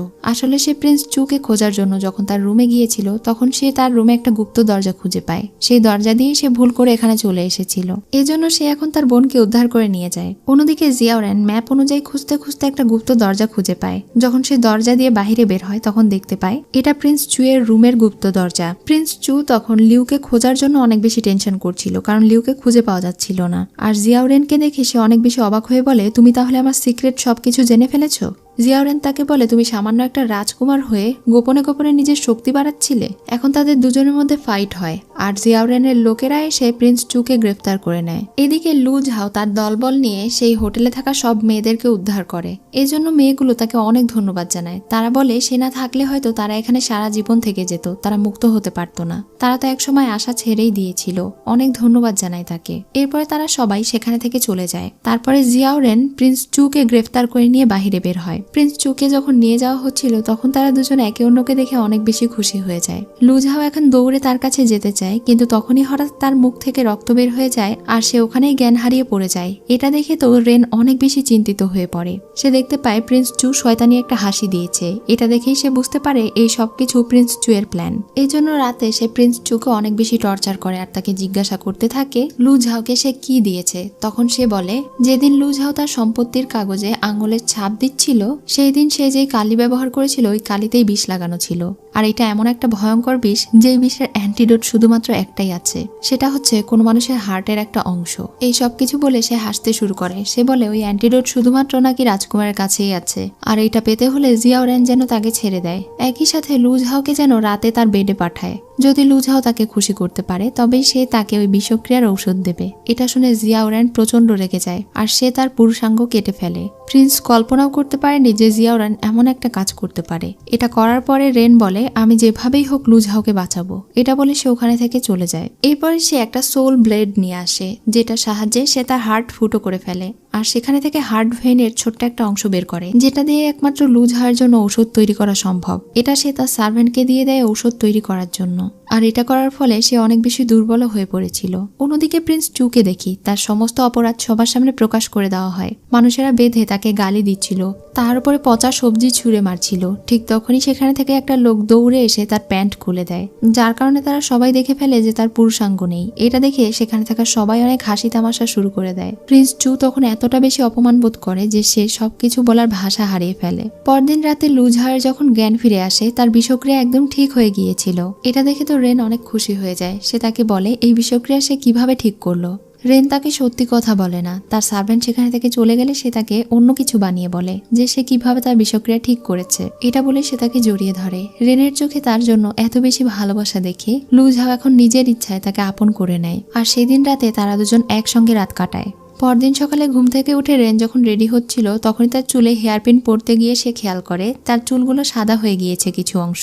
আসলে এটা হয়েছিল তার হার্ট থেকে সেই ভেইন বের করার কারণে। এখন তার সার্ভেন্টরা তাকে বলে রাজা নাকি বলেছে যে বর্ডারের কাছে চিয়ান রাজ্যের অনেকগুলো লোক এসেছে, তারা যেন এখানে ঢুকতে না পারে এজন্য তাকে যেতে বলেছে। তাই জিয়াও রেন সেখানে চলে যায়। এদিকে আমরা লু ঝাওকে দেখি। সে যখন আয়নার সামনে দাঁড়িয়েছিল তখনই তার সামনে আসল লু ঝাও প্রকট হয়। লু ঝাওয়ের আত্মা তাকে বলে তুমি আমার প্রতিশোধ নিয়েছো, আমাকে দেওয়া কথা তুমি রেখেছো, তাই আমার স্মৃতি আমি নিয়ে যেতে চাই। আর তোমার যেই আসল আইডেন্টিটি এবং তোমার যেই স্মৃতিগুলো সেই সবকিছু তোমাকে আমি ফিরিয়ে দিতে চাই, কারণ তুমি আমার মনের ইচ্ছে পূরণ করেছো, তুমি আমার প্রতিশোধ নিয়েছো। এইসব কিছু বলে লু ঝাও সেখানে থেকে গায়েব হয়ে যায়। আর তার মাঝে এখন জিয়াও জিনের সমস্ত স্মৃতি ফিরে আসে। মানে তার শরীরে যেই জিনের আত্মা ছিল তার সমস্ত স্মৃতি ফিরে আসে আর সবকিছু তার মনে পড়ে যায়। সে বুঝতে পারে যে সেই দিন যেই লোকটা তাকে মেরেছিল তারপরেও সে পুরোপুরি মারা যায়নি, সে এখনো বেঁচে আছে। এজন্য সে প্রথমেই উঠে গিয়ে জিয়াও রেনকে বিষয়টি জানাতে চায়, কিন্তু জিয়াও রেন কোথাও চলে গিয়েছিল। এটা জানার পরে সে তার সার্ভেন্টের সঙ্গে দ্রুত জিয়াওয়ের সঙ্গে দেখা করতে যাচ্ছিল, কিন্তু পথে কিছু লোক তাদের উপরে অ্যাটাক করে দেয়। আচ্ছা, লু ঝাওকে এখন থেকে আমরা লু ঝাও বলবো না, এখন থেকে তাকে আমরা জিন বলে ডাকবো, কারণ তার মধ্যে জিনের যেই আত্মা আছে তার যেহেতু স্মৃতি ফিরে এসেছে এখন তার কাহিনী শুরু হবে। তো জিন এখন সার্ভেন্টকে বলে জিয়াওকে ডেকে নিয়ে আসতে। আর সে ওখানে থেকে পালাতে পালাতে প্রিন্স পিলানের গাড়িতে উঠে পড়ে। প্রিন্স পিলান তাকে সাহায্য করলো জন্য সে তাকে ধন্যবাদ জানায়। আর তখনই খেয়াল করে প্রিন্স পিলানের হাতে ঠিক সেই আংটিটা রয়েছে। যখন তাকে মারা হয়েছিল তখনও যেই লোকটা তাকে মারার জন্য হুকুম দিয়েছিল তার হাতেও সেম আংটি ছিল। এখন সে বুঝতে পেরে যায় তাকে আর কেউ নয় বরং প্রিন্স পিলান মেরেছিল। আর তার এমন চাহনিতে প্রিন্স পিলানও বুঝতে পেরে যায় যে সে আসলে লু ঝাও নয়, সে অন্য কেউ। এজন্য সে জিনকে অজ্ঞান করে দেয় আর বলতে থাকে তুমি তাহলে আমাকে চিনে ফেলেছো। মনে হচ্ছে প্রিন্স চু ঠিকই বলেছিল, তুমি আসলে লু ঝাও নও, তাহলে তুমি কে? পিলান লু ঝাওকে তার সঙ্গে করে নিয়ে যাচ্ছিল আর সে এটা একদম শিওর হয়ে গিয়েছিল যে লু ঝাওয়ের ভেতরে আসলে জিনের আত্মা আছে, কারণ তার লোক একবার তাকে জানিয়েছিল যে লু ঝাও জন্মদিনের দিন যখন আত্মহত্যার চেষ্টা করেছিল জেগে ওঠার পর থেকে সে অনেক বেশি অদ্ভুত হয়ে গিয়েছে, তার আচরণে পরিবর্তন এসেছে। আর এটা ছিল একদম সেই দিন যেদিন জিনেরও মৃত্যু ঘটেছিল। এই জন্য প্রিন্স পিলান একদম বুঝতে পেরে যায় যে এটা আর কেউ নয় বরং জিন। আর মেয়েটির চোখ যেহেতু তার ভালোবাসার মানুষ মিয়াওহির সঙ্গে অনেক বেশি মিল ছিল তাই তার প্রতি তার অনেক সফট কর্নারও কাজ করছিল। এদিকে রেন গিয়ে যখন সেই চিয়াং এর লোকদেরকে ধরে ফেলে তখন সে দেখতে পায় এটা আসলে চিয়াং এর লোক নয়, তাদেরকে মিথ্যে খবর দেওয়া হয়েছে। তখনই সেখানে তার সার্ভেন্ট এসে জানায় যে জিনকে কেউ উঠিয়ে নিয়ে চলে গিয়েছে। তখন সে তার কাছে থাকা একটা গন্ধপোকাকে ছেড়ে দেয় আর এটাকে অনুসরণ করে প্রিন্স পিলানের প্রাসাদে চলে যায়। জিনকে উদ্ধার করার জন্য এখন সে নিজের জীবন বাজি রাখে, কারণ প্রিন্স পিলান অনেক বেশি শক্তিশালী ছিল। তারপরেও সে লড়াই করে ভেতরে ঢুকতে থাকে। অন্যদিকে জিন প্রিন্স পিলানকে জিজ্ঞাসা করে সে কি তাকে আবারও মারতে চায়। আর একই সাথে জিন এটাও জানতো প্রিন্স পিলান তার স্বার্থ হাসিল করার জন্যই প্রিন্স চুকে তার দাবার গুটির মতো কাজে লাগিয়েছে। প্রিন্স পিলান তাকে বলে তোমার চোখ দেখতে একদম মিয়াওহির মতো, তোমাকে এখন আমি একটা গল্প বলবো। তখনই অনেক বছর আগের ঘটনা দেখানো হয়। তার বড় বোনের নাম ছিল মিয়াওহি, যাকে সে অনেক ভালোবাসতো। আর তার বড় বোনের সঙ্গে এই রাজ্যের রাজার বিয়ে হয়েছিল, যখন এই রাজ্যের সঙ্গে নানচিং রাজ্যের অনেক বেশি যুদ্ধ হয়েছিল আর এই রাজ্য হেরে গিয়েছিল, তখন রাজার কারণে তার বোনকে আত্মহত্যা করতে হয়েছিল। এমনকি তার বোনের মৃত্যুর পরে শেষবারের মতো সে তার বোনকে দেখতেও পারেনি। সেই দিনই সে প্রতিজ্ঞা করে নিয়েছিল যে এই রাজাকে মারতে হলে তাকেও রাজা হতে হবে। তাই সে তখন থেকেই নিজের প্ল্যান সাজিয়ে আসছে এই রাজ্য জয় করার জন্য আর তার বোনের মৃত্যুর প্রতিশোধ নেওয়ার জন্য।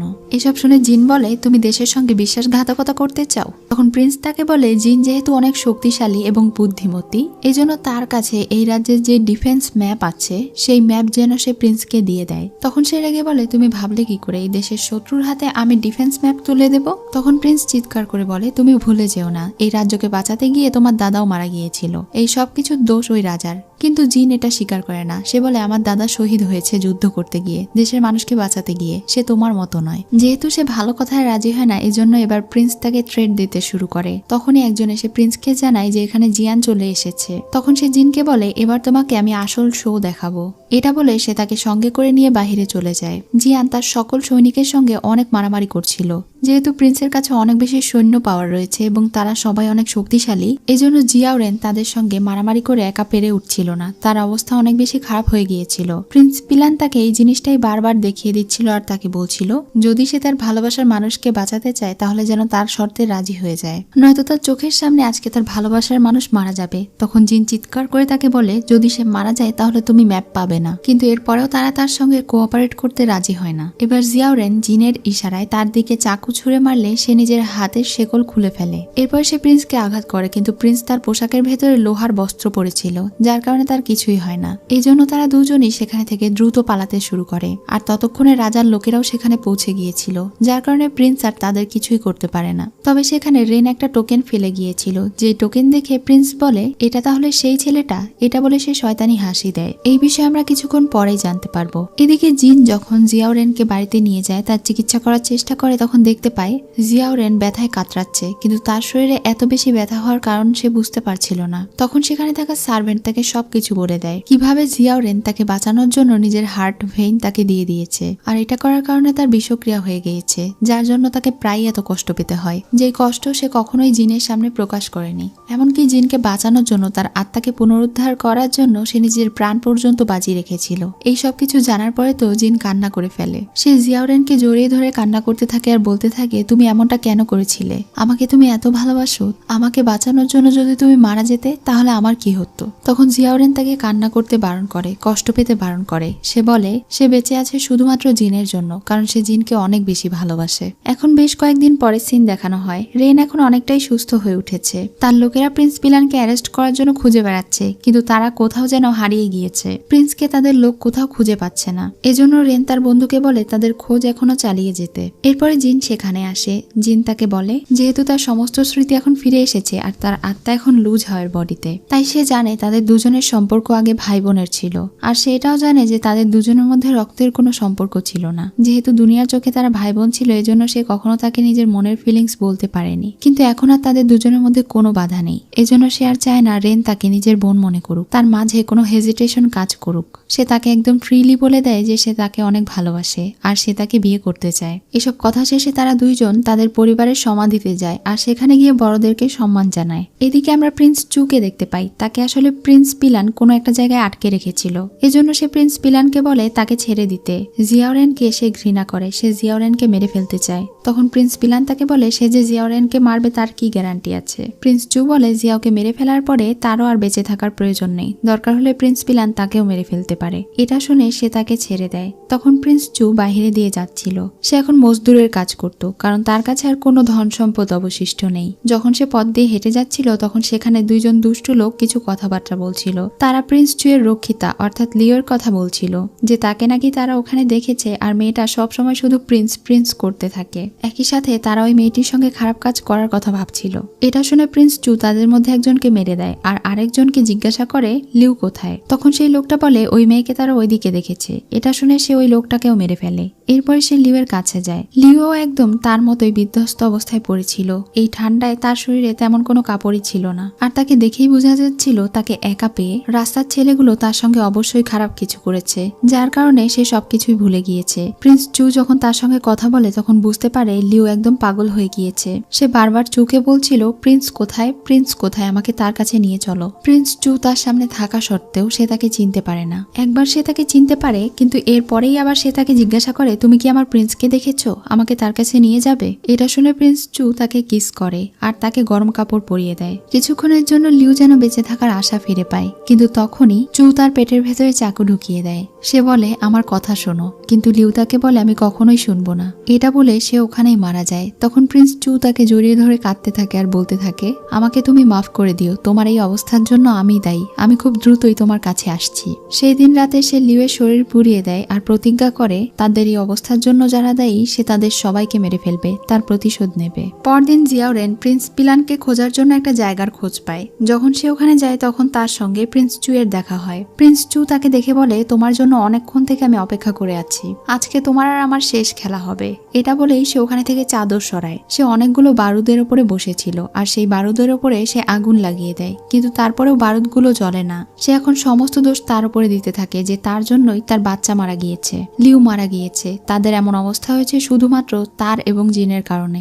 রেন তখন তাকে বুঝিয়ে বলে যে এই সবকিছুর জন্য তারা নয়, বরং প্রিন্স পিলান দায়ী, যে তাকে তার কাজের জন্য ব্যবহার করে এসেছে। আর এখন পর্যন্ত সে প্রিন্স পিলানের কথা মতোই চলছে, তাই সে তাকে তার হুকুম পালন করতে বারণ করে। এটা শুনে চু হাসে। সে বলে, আমি আসলেই বোকা, আমাকে শুরু থেকে সবাই শুধু ব্যবহার করে এসেছে, আর আমিও তাদের সাথ দিয়ে এসেছি আর নিজের খবর নিজেই খুঁড়েছি, কিন্তু এখন আমারও সুযোগ এসেছে। এটা বলে সে একটা বোম বের করে। এখন সে ওই বোম ফাটিয়ে নিজেই ওখানে আত্মহত্যা করে। তাকে মারা যেতে দেখে রেনের অনেক খারাপ লাগে। সে ওখানে একটা দরজা দেখতে পায়, যেই দরজায় একানো চিহ্ন তার পেন্ডেন্টের মতো, আর তার সেই হারিয়ে যাওয়া পেন্ডেন্ট নিয়ে সেখানে প্রিন্স পিলান চলে আসে। সে এখন তাকে বলে, তুমি কি তোমার আসল পরিচয় জানো? তুমি কি জানো কে তোমার বাবা, তুমি কার সন্তান? এবার মূলত তোমার আসল পরিচয় জানানোর জন্যই আমি এখানে এসেছি। এটা বলে সে তাকে একটা বই দেয় আর ওই পেন্ডেন্ট ফিরিয়ে দেয়। সে তাকে বলে যে এই বইয়ে সাফ সাফ লেখা আছে সে হলো সং পরিবারের ছেলে, কারণ সং পরিবারের একটা মাত্র উত্তরাধিকার ছিল, আর সেটাই হলো জিয়াওরেন। আসলে জুনটিয়ান আর সং পরিবার একে অন্যের শত্রু ছিল। তারা দুজনেই যুদ্ধ করতে গিয়ে মারা গিয়েছিল, মানে তাদের পরিবারের হাতেই আসলে জিনের বাবা মা মারা গিয়েছে। যখন সে জানতে পারে সে সং পরিবারের সন্তান, তখন তো সে এটা বিশ্বাসই করতে চাইছিল না। এসব কারণে প্রিন্স পিলানের বলা কথাগুলো তার অসহ্য লাগছিল, সে তাকে মারতে চায়। তখন প্রিন্স পিলান তাকে বলে সে যেন নিজেই এটা যাচাই করে নেয়। যতক্ষণ না সে নিজে এটা বিশ্বাস করছে ততক্ষণ প্রিন্স পিলান কাউকে তার আসল পরিচয় জানাবে না। সেই যে তার ভালোবাসার মানুষের পরিবারের খুনির সন্তান, এটা জেনে তো তার অনেক কষ্ট লাগে। সে আত্মহত্যা করতে চায়, কিন্তু প্রিন্স পিলান তাকে বাধা দেয়। সে তাকে এমন কিছু কথা বলে, মানে প্রিন্স পিলান এখানে এবার তাকে ইউজ করার চিন্তা ভাবনা করে। সে তাকে বলে জিনের কাছে থাকা সে ডিফেন্স ম্যাপ সে যেন তার জন্য চুরি করে নিয়ে এসে তাকে দেয়, আর এর পরিবর্তে সে তাকে প্রমিস করে যে রাজ পরিবারকে মেরে ফেলার পরে যখন সে নিজে রাজা হয়ে যাবে তখন তাকে আর জিনকে বিয়ে করার সুযোগ দেবে, এমনকি তাদের কোনো ক্ষতিও সে করবে না। সে যাওয়ার আগে তাকে এই বিষয়ে ভেবে দেখতে বলে আর সেখানে থেকে চলে যায়। সেই দিন রাতে সে পারিবারিক লাইব্রেরিতে যায়। সেখানে গিয়ে সং পরিবারের পারিবারিক সিক্রেট বই বের করে। সেখানে সে তার ওই পেন্ডেন্টে থাকা হুবহু একই রকমের সিল দেখতে পায়। এটাকে যাচাই করার জন্য সে নিজের রক্ত মাখিয়ে সেই সিল যখন বসায় তখন দেখতে পায় এটা একদম সেই সিলের মতোই। আর মজার ব্যাপার হলো সে যখন ছোট ছিল তখন থেকে এই পেন্ডেন্ট তার কাছে ছিল। একই সাথে তার পরিবারের সকল আইডেন্টিটি এবং বৈশিষ্ট্যের সঙ্গে তার মিলে যায়। এসব কিছু দেখে সেও এবার বুঝতে পেরে যায় সে আসলেই সং পরিবারের ছেলে, কিন্তু এতে করে সে একদমই খুশি হয় না। সে প্রচুর কষ্ট পায়। সে ওখানে কান্নায় ভেঙে পড়ে, কারণ এই বিষয়ে যদি জিন জানতে পারে তাহলে সে তাকে ঘৃণা করবে। জিয়াওরেন যখন নিজের ব্যাপারে সবকিছু জেনে যায় তখন তার রাজকুমার পিলানের কথাগুলো মনে পড়তে থাকে। সে তাকে বলেছিল তাকে সেই ডিফেন্স ম্যাপ নিয়ে গিয়ে দিতে। যদি সে এটা না করে তাহলে প্রিন্স পিলান যদি জিনকে তার ব্যাপারে সবকিছু বলে দেয় তাহলে জিন তাকে মন থেকে ঘৃণা করবে, আর তার ভালোবাসার মানুষ যে তাকে ঘৃণা করবে এটা কি তার সহ্য হবে? এসব কিছু ভাবতে ভাবতে সে নিজেকে আঘাত করতে থাকে। সে বুঝতে পারছিল না জিনকে সে এই ব্যাপারে কিভাবে বলবে। তাই রাতে সে জিনের সঙ্গে যখন দেখা করতে যায় সে দেখতে পায় জিন অনেক বেশি খুশি ছিল। সে তাদের বিয়ের কস্টিউমগুলো দেখছিল।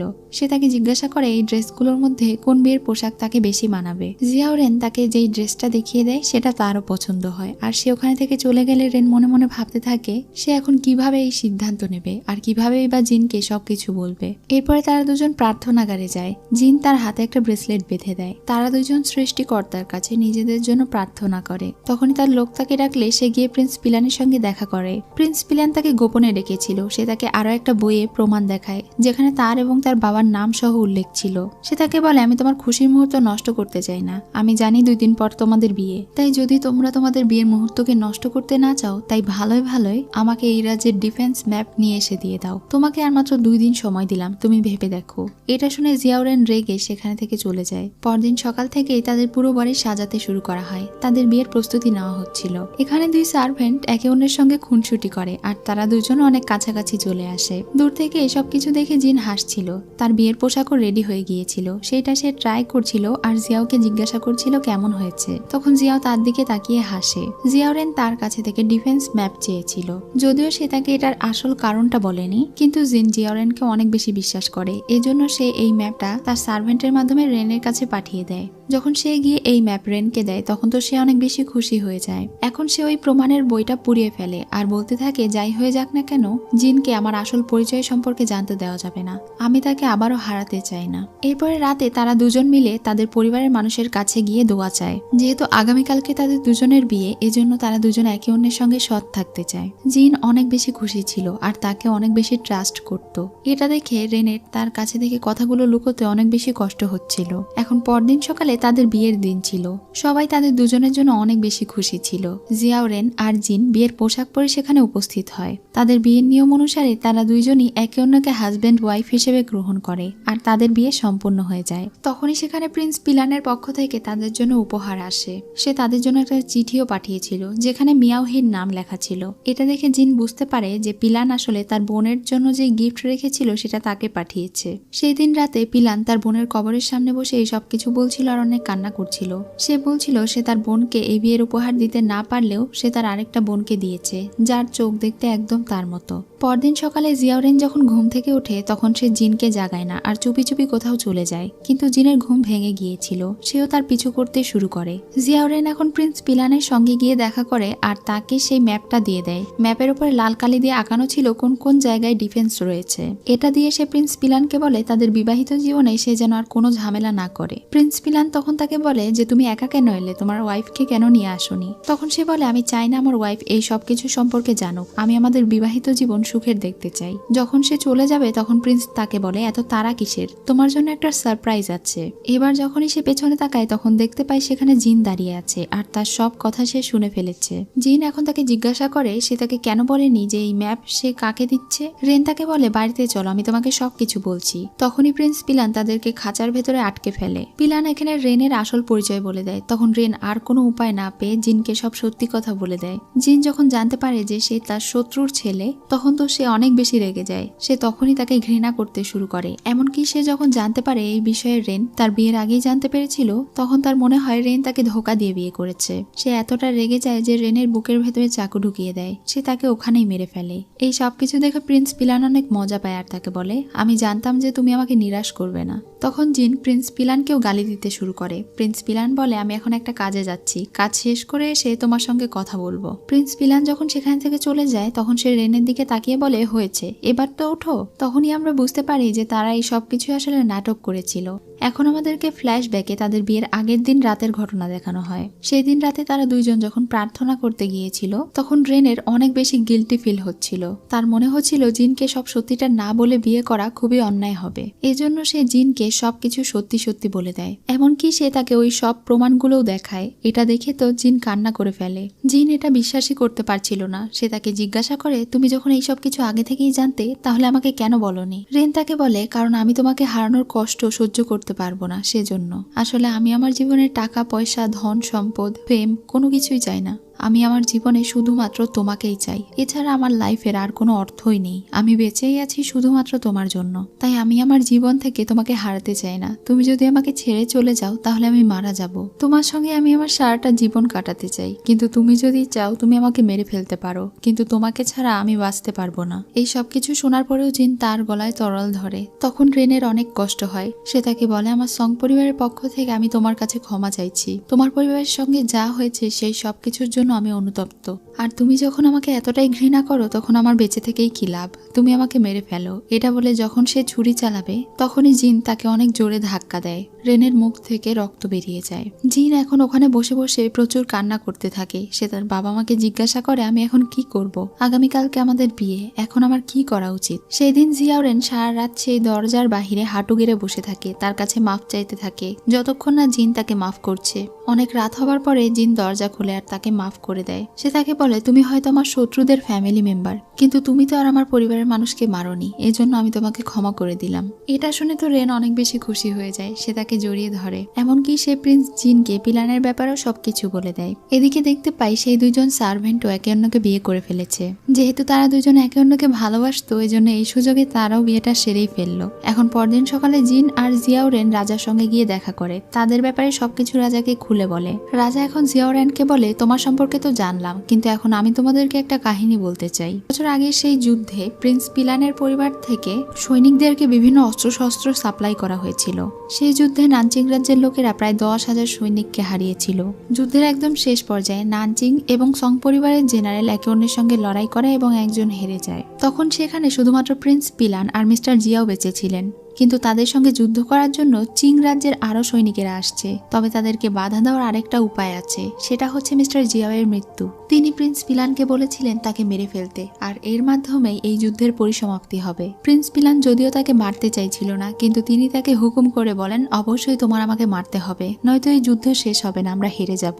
আমি জানি তুমি বুদ্ধিমান, তাই তুমি আমাকে মেরে এইটা সবার সামনে প্রমাণ করো যে আমি যুদ্ধে মারা গিয়েছি, তাহলে আমার বদলে তুমি অবশ্য পুরস্কৃত হতে পারো। তখন সে জেনারেল সং এর কথা মতো তাকে মেরে ফেলে। জেনারেল সং মারা যাওয়ার আগে এই পেন্ডেন্ট আর একটা চিঠি রেখে গিয়েছিলেন। যখন সেখানে আবারও সৈনিকেরা অ্যাটাক করতে আসে, তখন সে বলে সং পরিবারের জেনারেল জিয়াওকে মেরে ফেলেছে, আর সে এটা নিজে চোখে দেখেছে। তাই তারা কি আর লড়াই করতে চায়, নাকি এখানেই লড়াই থামাতে চায়? তার এই সব কিছুর মাধ্যমে সেখানেই লড়াই থেমে যায়, আর সমস্ত দোষ চলে যায় সং পরিবারের কাঁধে। আসলে সং পরিবারের কেউই জিনের পরিবার অর্থাৎ জিয়াও পরিবারকে মারেনি। সেদিনের পর থেকে সং পরিবার আর এই রাজ্যে থাকতে পারেনি, কারণ গ্রামের সব লোকেরা সং পরিবারদেরকে ঘৃণা করতে শুরু করে আর তাদেরকে গ্রাম থেকে বের করে দেয়। এরপরে মিয়াওহিকে দেখানো হয়। এটাই হলো প্রিন্স পিলানের বোন, এবং সে আর কেউ নয় বরং সং পরিবারের সদস্য ছিল।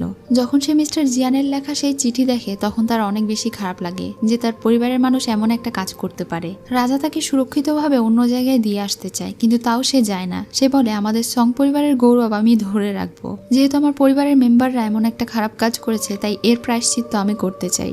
আপনি আমাকে অনুমতি দিন, আমি আমার জীবন দিয়ে হলেও আমাদের পরিবারের উপরে থাকা এইসব বদনাম মেটাতে চাই। মিয়াওহি তখন সন্তান সম্ভব ছিল। সে শুধু রাজাকে রিকোয়েস্ট করে এই বাচ্চা প্রসবের পরে সে নিজের জীবন দিয়ে দেবে।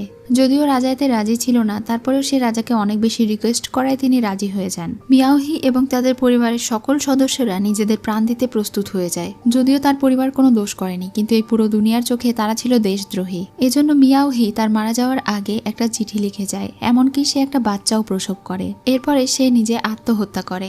জিয়াও যখন সেই চিঠিটা পড়ে, তখন সে বুঝতে পারে মিয়াওহি আর কেউ নয় বরং তারই মা। এসব কিছু জানার পরে সে কান্না করে ফেলে। এসব সত্যি জেনে জিনেরও অনেক বেশি খারাপ লাগে, আর একই সাথে সে এটা ভেবেও খুশি হয় যে রেন তার পরিবারের খুনির সদস্য নয়, বরং সং পরিবার নির্দোষ।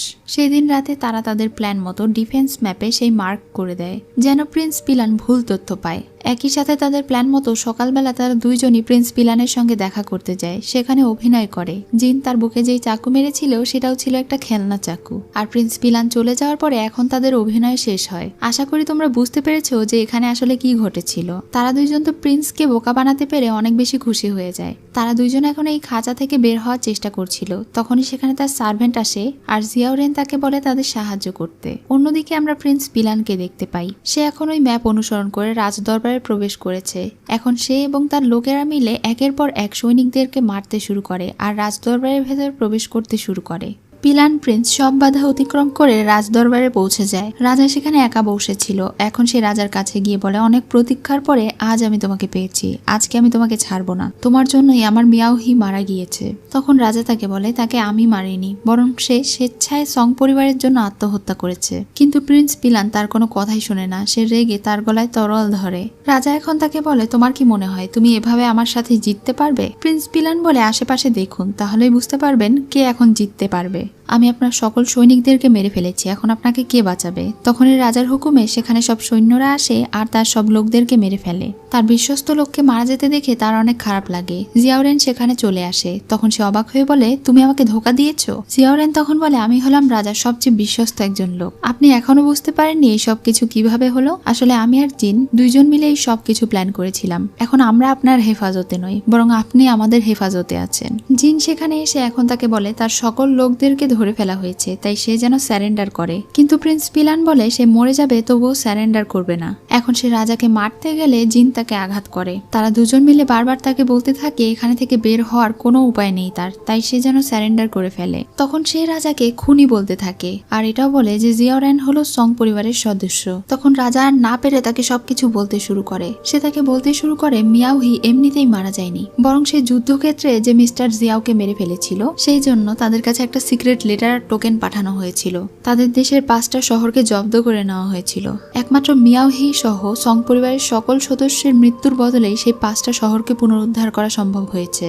আর এই সবকিছু ঘটেছিল প্রিন্স পিলানের একটা মাত্র ভুলের কারণে। সে মিস্টার জিয়াওকে মেরে ফেলেছিল, এটাই ছিল তার ভুল। সে কিছুতেই এটা বিশ্বাস করতে চায় না। তখন সে মিয়াওহির লেখা একটা সিক্রেট লেটার তাকে দেয়। যখন সে দেখতে পায় এটা আসলেই মিয়াওহির হাতের লেখা, আর সে মৃত্যুর আগে তার ভাইকে এই চিঠিটা লিখে গিয়েছিল আর তাকে বলেছিল দেশের জন্য সে নিজের প্রাণ দিচ্ছে। তাই তার ভাই যখন এই বিষয়ে জানতে পারবে তখন সে যেন কষ্ট না পায়। সে যেন বোঝে যে তার বোন সুখেই আছে, পরপারে গর্বের সঙ্গে সে আছে, কারণ সে নিজের দেশকে বাঁচানোর জন্য প্রাণ বিসর্জন দিয়েছে। এই সব কিছু পড়ে সে কান্না করছিল। তখন রাজা তাকে বলে, মিয়াওহের মৃত্যুর দিনে তুমি তার বডি দেখতে চেয়েছিলে, আমারও ইচ্ছে ছিল তোমাকে দেখানোর। আমি জানতাম তুমি কতটা কষ্ট পাচ্ছ, কিন্তু আমি কিভাবে দেখাতাম? চিং রাজ্যের লোকেদের বিশ্বাস অর্জন করার জন্য মিয়াওহির পেট কেটে ফেলা হয়েছিল, এটা কনফার্ম করার জন্য যে সে আসলেই মারা গিয়েছে।